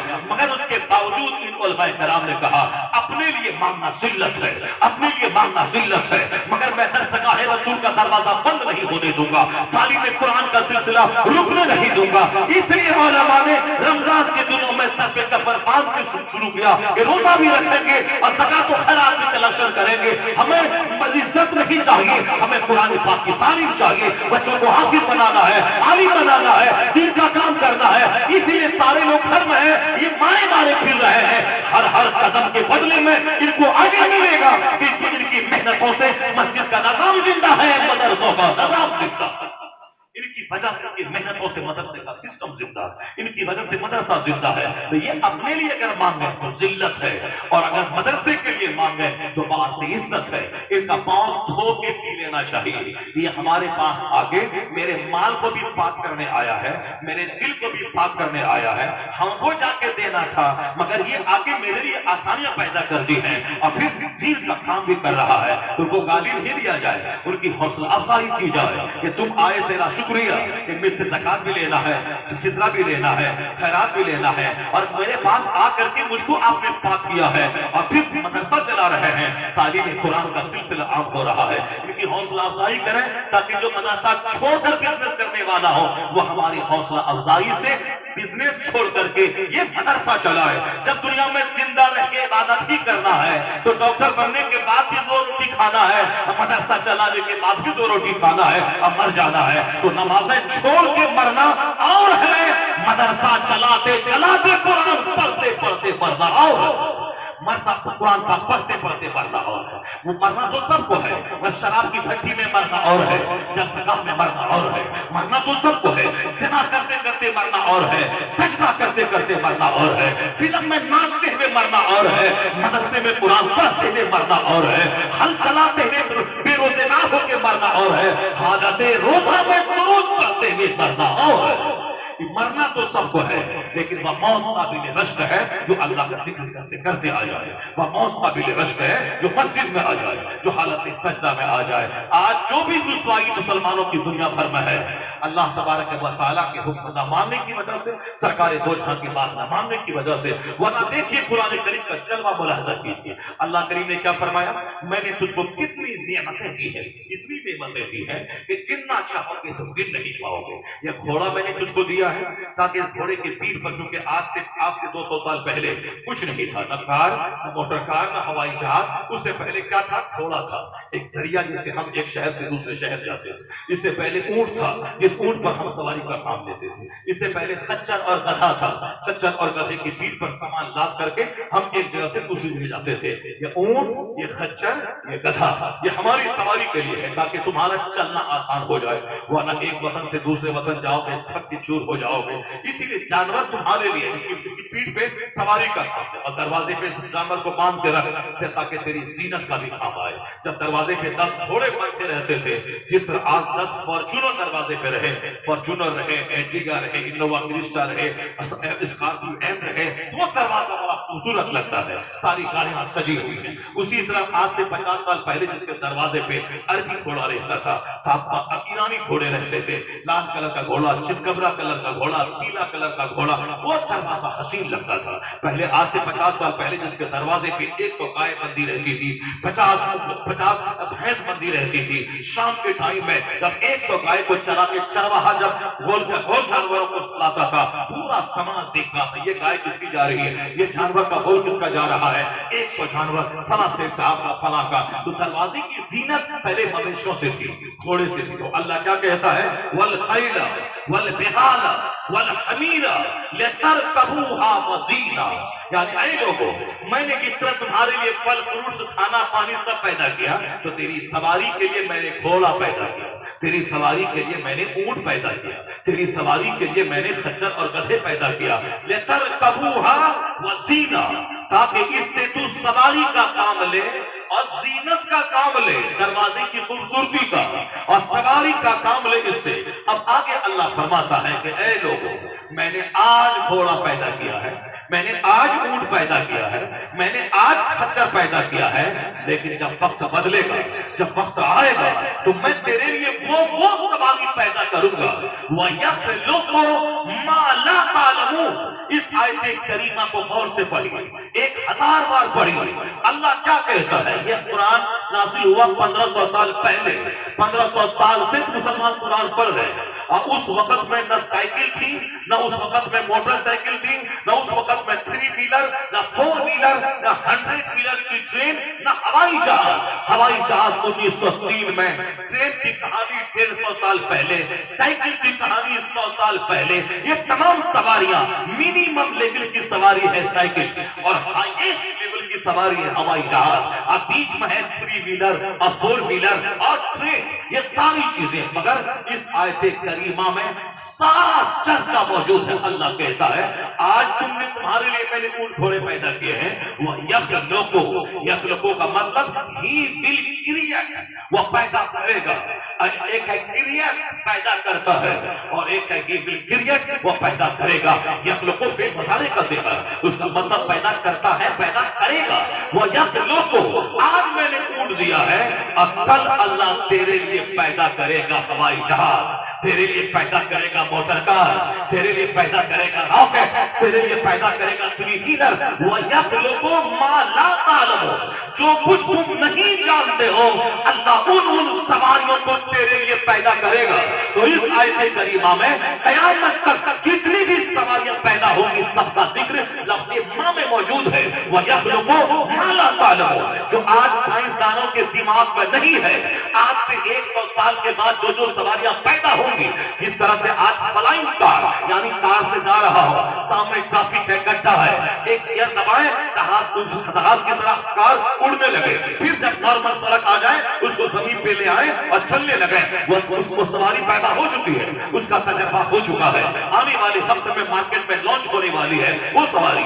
اس کے بعد بھی عجوبہ سواری، جس طرح کی 2 ویلر یعنی سائیکل میں موٹر کار فٹ ہو جائے، یہ سائیکل ضرورتاً گڈھا پار کرنے کے لیے فلائی کرنے لگے. یہ ساری چیزیں 100 سال کے بعد پیدا ہوگی. جیسے 100 سال پہلے موٹر کار کا تصور نہیں تھا، لیکن آج وہ ساری سواریاں آ گئی. تو یخلقو ما لا تعلمون میں قیامت تک تمام سواریوں کا چرچا موجود ہے. یہ اس بات کی دلیل ہے کہ قرآن پاک فاؤنٹین آف نالج بھی ہے، ماؤنٹین آف نالج اور وزڈم بھی ہے. سائنسداں 10 سال محنت کر کے جس نتیجے پر پہنچتے ہیں، وہ باتیں وضاحت کے ساتھ قرآن پاک میں 1500 سال پہلے سے موجود نظر آتی ہے. یہی وجہ ہے کہ تمہارا بچہ کافروں کے پاس چلا جائے، تمہاری بیٹیاں کافروں کے ساتھ بھاگ جائے، اور امریکہ کا ویگیانک روزانہ کلمہ پڑھ کے مومن ہو رہا ہے. یورپ کا کوئی دن نہیں گزرتا جس دن وہاں کا سائنٹسٹ کلمہ نہ پڑھے. چائنا جاپان کا کوئی زمین زندہ جس کا ہے، یہ کوئی دن نہیں گزرتا جس دن وہاں کا کوئی ویگیانک کلمہ پڑھ کے مومن نہ بنے. اس لیے کہ سوشل میڈیا میں جو ہنگامہ ہے، مسلمانوں پہ جینا تنگ ہو رہا ہے، مگر ایک خاموش تبلیغ ہے. جیسے جیسے علم بڑھ رہا ہے، سائنس جوان ہو رہی ہے، کلمہ پڑھنے والوں کی تعداد میں اضافہ ہوتا چلا جاتا ہے. نور پتا کفر کی حرکت پہ اندازہ پھونکوں سے چراغ بجھایا جا چکا. میں آپ کو ایک دلیل کی بات اور بتاتا ہوں. آج آپ مایوس ہیں، نروس ہیں. ہاں نروس تو رہیں گے. مسجدیں ویران ہوں گی، نروس ہوں گے. مدرسہ اجڑے گا، آپ نروس ہوں گے. مدرسہ والا ٹھیک مانگ رہا، بچہ دیجیے بچہ دیجیے بچہ دیجیے، بچہ کو پڑھائیے بچہ کو پڑھائیے. جو مقصد حیات ہے اس کے لیے اسٹوڈنٹ نہیں مل رہا ہے. کرسچنوں کے اسکول میں نو ایڈمیشن کا بورڈ لگا ہوا ہے. نو ایڈمیشن، وہاں صاحب کوئی ایڈمیشن نہیں ہوگا. وہاں نو ایڈمیشن کا بورڈ لگا ہوا ہے. یعنی اب 3 سال تک ایڈمیشن کلوزڈ ہے. اتنے لوگ کیوں میں لگے ہوئے ہیں. اتنی اچھی تعلیم اس شہر کی ہوتی ہے کہ کوئی آدمی وہاں صاحب ہر آدمی اپنے بچے کو وہاں پڑھانا چاہ رہا ہے. سینٹ زیویئرس میں لائن لگی ہوئی، وہاں ایڈمیشن کلوزڈ ہے. صاحب کی دیا بہار میں لائن لگی ہوئی، وہاں ایڈمیشن کلوزڈ ہے. اور مدرسے میں کل مدرسہ بند ہونے والا ہے تو آج بھی داخلہ چالو رہتا ہے. کیوں چالو رہتا ہے؟ کیونکہ بچے نہیں، بچے نہیں. مدرس کو بولا جاتا ہے تم دیہات سے بچے کو 10 بچے کو لائے گا، تیری تنخواہ 10,000 ہے تو 12,000 میں کر دوں گا، بچے کے اعتبار سے تنخواہ بڑھا دوں گا. یعنی اب ہم کو مدرسہ چلانے کے لیے بورو کرنا پڑتا ہے. اور سال بھر ایڈمیشن اوپن ہے. وہاں کرسچنوں کے اسکول میں ایڈمیشن کلوزڈ ہے. یعنی جب یہ ٹینڈنسی بن جائے گی کہ مدرسے میں پڑھانے سے کیا ہوگا، مدرسے میں پڑھنے سے کیا ملے گا. مدرسہ چلانے کا شوق ہے، متولی بننے کا شوق ہے، سیکریٹری بننے کا شوق ہے، کیشیئر بننے کا شوق ہے، مگر اپنے بچوں کو مدرسے میں پڑھانے کا شوق نہیں ہے. کیشیئر ہے مگر ان کا بچہ مدرسے میں نہیں پڑھے گا. کیوں؟ اے مولوی صاحب اپنے گاؤں دیہات سے اپنا چچیرا میں میرا بھائی کو لاؤ، وہ مدرسے میں یتیم خانہ ہے، یہ اناتھالیہ ہے. یتیم کا بچہ پڑھے گا، غریب مسلمان کا بچہ پڑھے گا. جب یہ ٹینڈنسی تمہاری ہو جائے کہ مدرسے میں صرف غریبوں کا بچہ پڑھے گا اور تمہارا بچہ دین سیکھنے کے نام پہ کچھ نہیں سیکھے گا، وہ فزکس کیمسٹری پڑھ کے انجینئر ڈاکٹر بن کے تو پیسہ کمانے والا بنے گا، یہ بتا دے مدرسہ تو اجڑے گا. آج مدرسے میں بھیک مانگی جا رہی ہے بچوں کی، کیونکہ کوئی پڑھانا نہیں چاہ رہا، نہ کوئی ماسٹر پڑھانا چاہ رہا، نہ کوئی انجینئر پڑھانا چاہ رہا، نہ کوئی ٹیچر پڑھانا چاہ رہا. چلو جہنم میں تو 1000 میں 999 لوگ جہنم جائیں گے. حدیث میں آیا ہے کہ 1000 میں 999 لوگ جہنم جائیں گے. صرف ایک بندہ جنت جائے گا. بس اسی سے جوڑ لیجیے مصطفیٰ سچے، مصطفیٰ کا پیغام سچا، حضور نے جو کہا وہ بات سچی. اپنے من میں مٹھو بنتے رہیے کہ ہم جنتی ہیں. اور وہاں پتا چلا کہ جو ٹینڈنسی جو سوچ سمجھ ہے اس سوچ سمجھ کے اعتبار سے ٹھکانہ جہنم بنا ہوا ہے. 1000 میں 999 لوگ جہنم جائیں گے، صرف ایک بندہ جنت جائے گا. اس لیے زیادہ ٹینشن لینے کی ضرورت نہیں ہے. دنیا میں اگر شراب بڑھ رہی ہے، زنا بڑھ رہا ہے، ٹینشن لینے کی ضرورت نہیں ہے، کیونکہ اب دنیا کا وناش قریب آ رہا ہے. قیامت قریب آنے والی ہے. جب قیامت آئے گی تو شریروں پہ قیامت آئے گی. قیامت قریب آئے گی اس وقت جب کہ کوئی اللہ اللہ کہنے والا نہیں رہے گا. تو دھیرے دھیرے دنیا وناش کی طرف بڑھ رہی ہے. لوگ کہہ رہے ہیں کہ صاحب ہم نے مکان بنا لیا، اللہ کا اوپر فضل ہے، ہم نے ترقی کر لیا ہے. اور حضور کیا کہتے ہیں؟ جب دیکھنا کہ بکری کا چرانے والا، ننگے پاؤں رہنے والا، یتطاولون فی البنیان، اونچی اونچی عمارتوں پہ اترانے لگے تو سمجھ جانا قیامت قریب آ گئی ہے. وہ حدیث جبریل جس طرح سورہ فاتحہ قرآن میں ہے، اسی طرح حدیث جبریل احادیث کے بھنڈار میں ہے. اس حدیث جبریل میں آیا ہے جب جناب جبریل آدمی کی شکل میں آ کے حضور سے پوچھا ایمان کیا ہے، اسلام کیا ہے، احسان کیا ہے، قیامت کب آئے گی، اور قیامت کی علامتوں کے بارے میں پوچھا تو حضور نے کہا تھا ان تلد الامۃ ربتہا، جب دیکھنا کہ مائیں اپنے مالک کو جنم دے رہی ہے. یعنی نافرمان اولاد جو ماں کو نوکرانی سمجھے، جب نافرمان اولاد جنم پانے لگے تو سمجھ جائیں کہ قیامت بالکل قریب آ گئی ہے. اور ایک دوسری نشانی حضور نے بتایا کہ جب دیکھنا کہ ننگے پاؤں رہنے والا، بکری کا چرانے والا، یعنی جس کا باپ ننگا پاؤں رہتا تھا، جس کا باپ دوسروں کی گائے چراتا تھا، جس کا باپ ننگے پاؤں بازار جاتا تھا، جس کے پاس اتنا پیسہ نہیں تھا کہ چپل خرید سکے، یہ ننگے پاؤں رہنے والا آج کیا بولتے ہیں؟ ارے میرے باپ کو تو نہیں تھا، آج ہم کار پہ چل رہے ہیں. میرا باپ بیچارہ غریب تھا، آج ہم صاحب 5 روم کا مکان زبردست بنا لیا ہے. میرے باپ کے پاس تو نہیں تھا، وہ تو نوکری کرتے تھے، آج ہم نے صاحب کا خرید لیا ہے. یہ کیا ہے؟ یہ بولتے ہیں فضل الہی ہے. یہ کیا بولتا ہے؟ احسان ہے. اور حضور کیا کہتے ہیں؟ جب دیکھنا ننگا بدن، ننگے پاؤں، بکری کا چرانے والا اونچی اونچی عمارتوں میں فخر کرے تو سمجھ جانا قیامت قریب آ گئی ہے. یعنی یہ علامات قیامت ہے. تو مکان بنانا یہ فضل الہی نہیں ہے، گاڑی خریدنا یہ فضل الہی نہیں ہے. فضل الہی کیا ہے؟ متقی بننا، تقویٰ کو اختیار کرنا، نمازی بننا. جب مکان بنے اور کردار نہ ہو یہ اللہ کا अज़ाब है, वरना फिरौन को क्या कहेंगे, नमरूद को क्या कहेंगे, हमानो शताब को क्या कहेंगे, टाटा बिरला को क्या कहेंगे, जिंदल मित्तल को क्या कहेंगे, मुकेश अंबानी को क्या कहेंगे, अमेरिका के एलन मस्क को क्या कहेंगे। पता ये चला ये सोच हमारी जो है वो टेढ़ी सोच है कि डेवलपमेंट है, तरक्की है, सड़कें बन रही है, 24 घंटे बिजलियां हैं, मकान बन रहा है, मॉल बना रहे हैं, मार्केटिंग कॉम्प्लेक्स बना रहे हैं। हुजूर ने क्या फरमाया? आका फरमाते हैं लौ कानती दुनिया तादिलु इन्नल्लाह जनाह बऊदा मा सका काफिरन मिनहा शुरबत माइन। मुस्तफा कहते हैं हमारे पैगंबर, अगर इस दुनिया का वैल्यू मच्छर के पर के बराबर होता तो अल्लाह काफिरों को एक घोंट पानी तक नहीं देता, एक घोंट पानी तक काफिरों को नहीं मिलता। अगर इस दुनिया का वैल्यू मच्छर के पर के बराबर भी अल्लाह के नजदीक होता, मच्छर तो ऐसे ही छोटी मखलूक है, उसका पर कितना बारीक है। हुजूर ने क्या कहा? लौ कानती दुनिया इन्नल्लाह जनाह बऊदा, यानी मच्छर के पर के बराबर भी इस दुनिया की अहमियत अल्लाह के नजदीक होती तो अल्लाह काफिरों को एक घोंट पानी तक दुनिया से नहीं देता। अब जबकि उसको खरबपति बना रहा है, अरबपति बना रहा है, वो साहब खरबपति बन रहा है, महासंखपति बन रहा है। इसका मतलब है मच्छर के पर से भी ज्यादा जलील है यह दुनिया, इसीलिए अल्लाह जलीलों को, दुश्मनों को ज्यादा दुनिया देता है। कुरान शरीफ में एक जगह अल्लाह फरमाता है लौला अन यकूना नासु उम्मतन वाहिदा ला जअलना लिमन यकफुरु बिर्रहमान लिबुयूतिहिम सुक़फ़न मिन फिद्दा व मआरिज अलैहा यज़हरून व मआल व लिबुयूतिहिम अबवाबन व सुररन अलैहा यत्तकिऊन व ज़ुख़रुफा। खूब इधर-उधर की चिकनी चपड़ी कहानी, कॉमेडी कहानी खूब चल रही है, लेकिन ये कुरान क्या कह रहा है? अल्लाह फरमाता है अगर सारे लोगों के काफिर होने का चांस नहीं होता तो हम इतनी दौलतें काफिरों को दे देते, उनके मकान की छतें चांदी की बना देते। हमारा बच्चा काफिरों का मकान देख करके ही ये नर्वस होता है, उनकी चमक दमक देख करके ही उनके पीछे हमारी बेटियां भाग रही हैं, उनकी नौकरी, उनका माल, उनका मकान, उनका डेवलपमेंट। मुसलमान बेचारा गाय बेचे, बैल बेचे, साइकिल बेचे, साहब चप्पल बेचे, हाजी अली में रुमाल बेचे, इस अरब सऊदी अरब जाके ऊंट चराए, बकरी चराए, वहां जाके मजदूरी करे, लेकिन वहां और वहां साहब कंपनी है, फैक्ट्री है, मानो दौलत है, इंडस्ट्रीज उसके पास मौजूद है। तो अल्लाह ने क्या कहा? जरा देखो गौर से, कुरान शरीफ में एक सूरत का नाम सूरह ज़ुखरुफ है। ज़ुखरुफ के माने है डेकोरेशन, ज़ुखरुफ के माने होते हैं गोल्ड, ज़ुखरुफ के माने होते हैं ऑर्नामेंट। इसीलिए कहा गया कुरान पाक की तिलावत से दिल नर्म होता है, कुरान पाक की तिलावत से आंखें आंसू बहाती है, कुरान पाक की तिलावत से आदमी आजिज़ो खाकसार बनता है, कुरान पाक की तिलावत करने से आदमी दीनदार बनता है। जब कुरान पढ़ेगा तब नहीं, कुरान समझेगा तब नहीं। अल्लाह ने क्या कहा? अगर सारे लोगों के काफिर होने का चांस नहीं होता तो अल्लाह काफिरों को इतनी दौलत देता, उनके मकान की छतें चांदी की बना देता। अभी तुम फैक्ट्री देख के पागल हो रहे हो ना, अल्लाह इतनी दौलत देता कि उनके मकान की छतें चांदी की बना देता। ये कोई मौलवी साहब, ये कोई आला हज़रत नहीं कह रहे। कुरान शरीफ में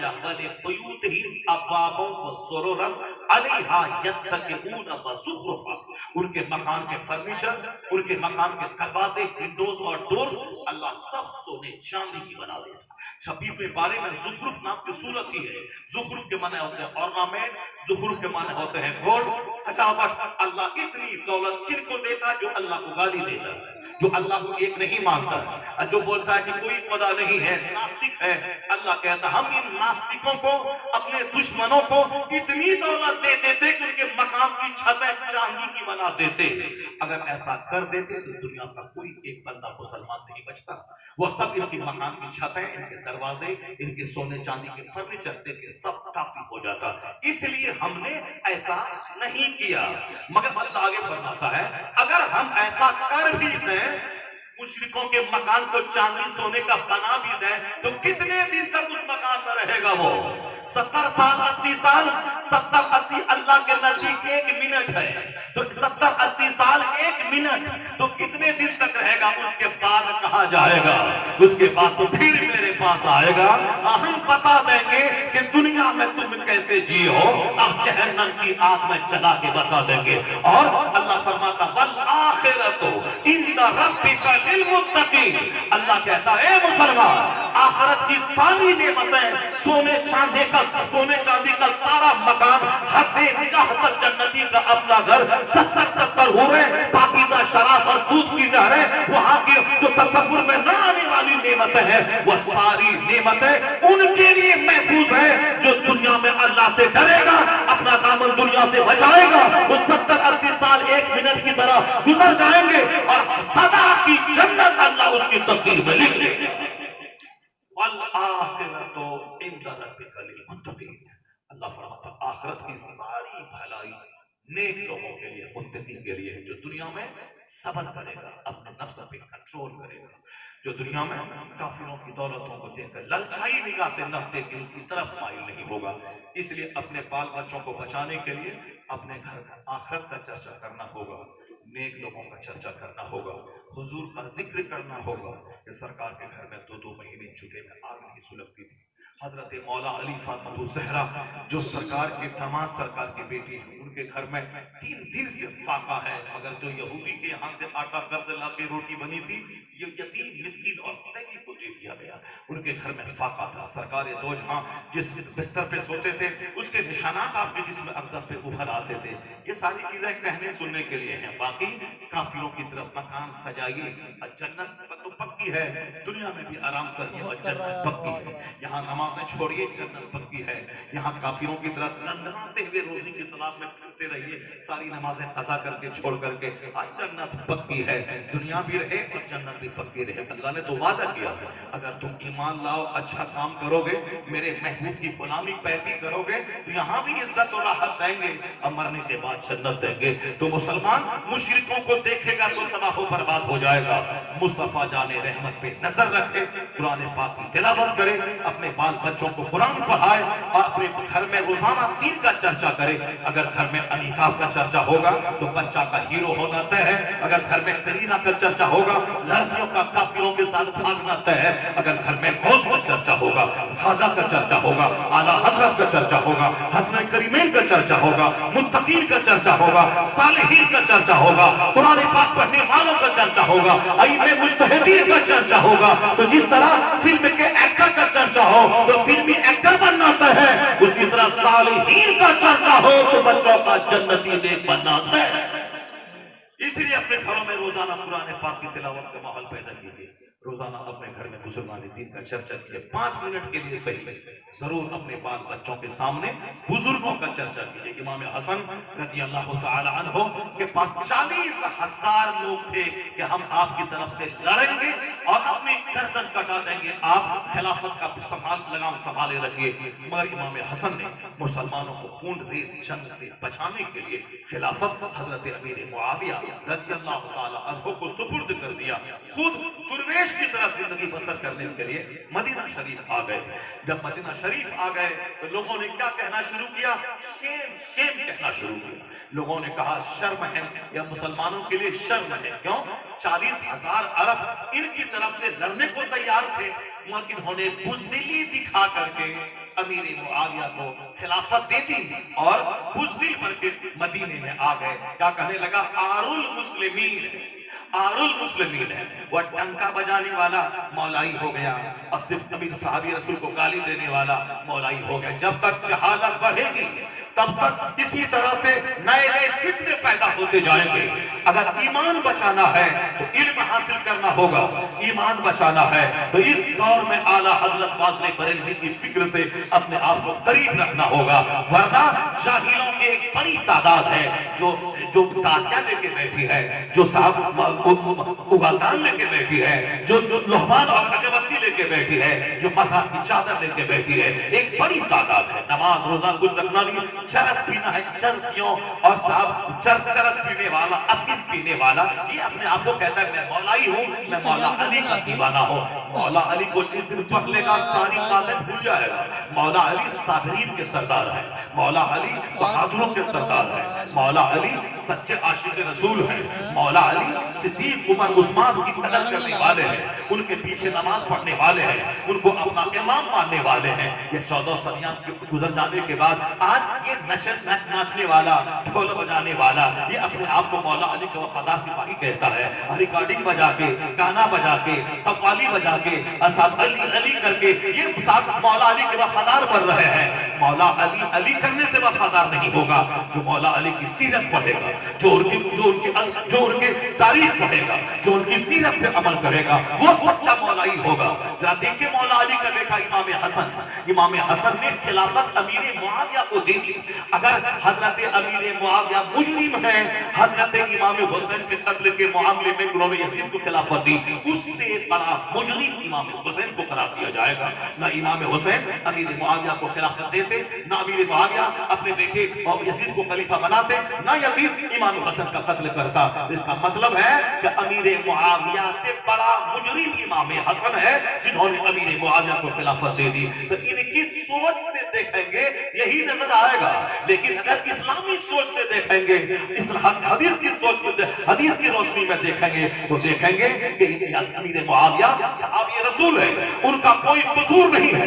انہوں نے اپنے بیٹے کو اگر خلافت دے دی ہے, باپ کے انتقال کے بعد بیٹا اگر بے لگام ہو جائے, اہل بیت کا قاتل ہو جائے, اس میں باپ کا کوئی قصور نہیں ہے. حضرت نوح علیہ السلام پیغمبر رسول ہے, رسول اولو العزم رسول ہے. ان کا بیٹا کافروں کے ساتھ رہا, کافر مرا, تو اب اولو العزم رسول کا بیٹا جب کافر کا کافر رہا, تو پھر ایک صحابی کا بیٹا اگر اہل بیت کا قاتل ہو کے فاسق ہو گیا, تعجب کی کیا بات ہے. جو صرف ہسٹری پڑھے گا, جو اپنے دماغ پہ سوچے گا, وہ تباہ و برباد ہوگا. لیکن جو قرآن پڑھے گا, لیکن جو حدیث پڑھے گا, جنہوں نے قرآن حدیث کو سمجھا, ان بزرگوں کو پڑھے گا, وہ تباہ و برباد نہ ہوگا. جب امام حسن نے خلافت دے دی, مدینہ آ گئے, خاموش درویش کی طرح زندگی بسر کرنے لگے. لوگوں نے کہا یہ آل المسلمین ہے, مگر امام حسن نے کیا جواب دیا؟ اے مسلمان ذرا غور سے سن لینا, یہ مت بہنا کہ اب تو ایسی زندگی گزاریں کہ ہم دنیا نہ کمائیں, دولت نہ کمائیں, دنیا میں نہ رہیں. ایسا نہیں ہے. دنیا کی مذمت اسی لیے کی جاتی ہے جو آخرت چھوڑ کے دنیا کمائے, جو آخرت چھوڑ کے دنیا کمائے. لیکن جو آخرت کے ساتھ دنیا کمائے, نماز کے ساتھ حلال روزی کمائے, نماز کے ساتھ محل بنائے, نماز روزے کے ساتھ گاڑیاں خریدے, حج و زکات کے ساتھ خوشحالی کی زندگی بسر کرے, اس کی مذمت نہیں ہے. مذمت اس کی ہے جو جنت چھوڑ کے صرف دنیا کو آباد کرنا چاہے. امام حسن کو جب لوگوں نے کہا آل المسلمین, تو امام حسن کو غصہ نہیں آیا. امام حسن اپنے لوگوں کو لے کے اس کو مارنے نہیں گئے کہ تم کیوں ہم کو بولے آل المسلمین ہے. نہیں, امام حسن نے کیا کہا؟ العار خیر من النار. امام حسن نے کہا آر نار سے بہتر ہے. یعنی دنیا میں بھلے ہی تم مجھ کو آل المسلمین کہہ دو, یہ مسلمانوں کے لیے شرم ہے, مگر یہ آر آخرت کی نار سے بہتر ہے. دنیا کی رسوائی آخرت کی رسوائی سے بہتر ہے. یہ مقولہ ہر مسلمان اپنی زندگی میں عمل کر لے. اگر حرام کا 1 کروڑ کا پیسہ 1 کروڑ کی دولت مل رہی ہے, تو حلال کا 1 روپیہ قبول کر لے, اور 1 کروڑ حرام پر تھوک دے, اور کہے یہ حلال کا 1 روپیہ حرام کے 1 کروڑ سے بہتر ہے.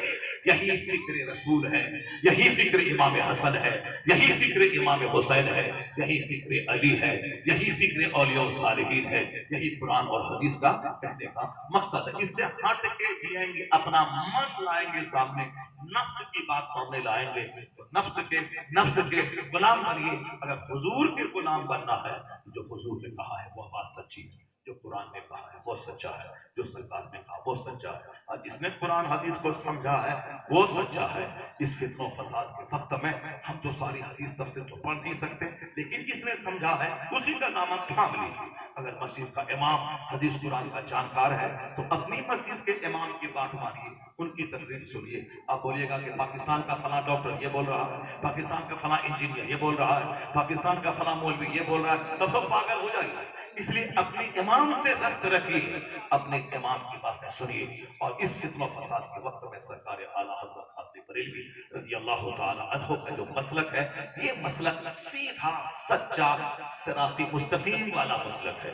اگر ان سے ہٹے تو ممکن ہے کہ خارجی ہو کے مر جائے, ممکن ہے کہ رافضی ہو کے مر جائے, مگر اعلیٰ حضرت کا مسلک مضبوطی سے تھامے رکھے, جو قرآن پاک اور احادیث کی روشنی میں جو مذہب اسلام کی سچی ترجمانی جو مسلک کر رہا ہے, اس کا راستہ اس کی رسی میں تھامے رہے, تو پھر نہ خارجی بنیں گے نہ رافضی بنیں گے, سنی صحیح العقیدہ بن کے سیدھا جنت الفردوس کا راستہ اختیار کریں گے. جیسے اعلیٰ حضرت نے کہا اہل سنت کا ہے بیڑا پار, اصحاب حضور نجم ہے اور ناؤ ہے, اطرت رسول اللہ کی، صرف فاتحہ میلاد لے کے ان بدعتیوں کی طرف بیٹھے، نماز چھوڑا تو سیدھے جہنم، وہابی کی طرح صرف نماز لے کے بیٹھے، حلال چیزوں کو چھوڑا تو سیدھے جہنم۔ یہ بیچ کا راستہ ہے مسلک اعلیٰ حضرت، فاتحہ بھی ہوگی نماز بھی ہوگی، جو عید میلاد کا جلوس بھی نکلے گا، نماز روزے کی پابندی بھی ہوگی، لنگر غوث بھی کھایا جائے گا، پابندی کے ساتھ تراویح کی نماز بھی ادا کی جائے گی، یعنی فرض کو فرض سمجھا جائے گا اور نفل کو نفل سمجھا جائے گا، ایسا نہیں کہ نفل کو فرض سے بڑا درجہ دے دیا جائے گا۔ فاتحہ نفل ہے، عید میلاد النبی کا جلوس نفل ہے، لنگر غوثیہ نفل ہے، گھر مکان کی لائٹنگ نفل ہے، مزارات کی حاضری نفل ہے، مگر نماز پنجگانہ فرض اعظم ہے، نماز پنجگانہ کا چھوڑنا گناہ اعظم ہے، سب سے بڑا فرض ہے نماز، تو سب سے بڑا گناہ ہے نماز کا چھوڑنا۔ اس لیے جو کہتا ہے کہ درگاہ میلاد فاتحہ کی جلوس محمدی لے کے بیٹھیے، نماز پڑھنے کی کوئی ضرورت نہیں ہے، وہ بھی جہنم کا راستہ ہے، اور جو کہتا ہے نماز روزہ ہے فاتحہ میلاد حرام ہے، وہ بھی جہنم کا راستہ ہے۔ یہ بیچ کا راستہ ہے مسلک اعتدال، مسلک اعلیٰ حضرت، کہ فاتحہ بھی ہوگی، نماز پنجگانہ بھی ادا کیا جائے گا، لنگر غوثیہ بھی کھایا جائے گا، رمضان کا روزہ بھی رکھا جائے گا، جلوس محمدی بھی نکالا جائے گا، نماز پنجگانہ با جماعت مسجد میں ادا کیا جائے گا، یعنی فرض کو فرض مانا جائے گا، نفل کو نفل مانا جائے گا۔ ایسا نہیں ہو کہ نفل کو فرض کا درجہ دے دیا جائے، اب فرض کو آپشنل درجہ دے دیا جائے۔ جلوس دستار بندی کا جلسہ نفل ہے، پگڑی پہنانا نفل ہے، ہار مالا ڈالنا نفل ہے، نماز عشاء پڑھنا فرض ہے، جماعت سے نماز پڑھنا واجب ہے۔ ایسا نہیں کہ صاحب جلسہ ہے نمازی غائب ہے، کارڈ چھپائی ہے نماز غائب ہے، روم سجانا ہے نماز غائب ہے، اپنے گھر سماج کی پھوپھی چچی ممی بپو میری چچیری بہن کو بنانا ہے نماز غائب ہے۔ نہیں، جو فرض ہے وہ سب سے اول ہے، نفل نفل ہے، فرض فرض ہے، کوئی نفل قبول نہیں ہوتا، فرض ادا کریں، یہی حقیقی اسلام ہے، یہی حقیقی اہل سنت ہے۔ اس کے علاوہ من کی باتیں مانیے، من کی باتیں اتخذ الہہ ہوا، کافی لوگ اپنے نفسانی خواہش کو خدا بنا دیا، نفس کی نہیں ماننا ہے، مصطفیٰ کی ماننا ہے، اللہ کی ماننا ہے۔ اللہ تبارک و تعالی ہم کو آپ کو سبوں کو قرآن پڑھنے، قرآن سمجھنے، قرآن پاک پر عمل کرنے، قرآن پاک جہاں اس کی تعلیم ہوتی ہے اس درسگاہ کو پروان چڑھانے کی توفیق عطا فرمائے، آمین۔ وآخر دعوانا الحمدللہ رب العالمین، السلام علیکم ورحمۃ اللہ وبرکاتہ۔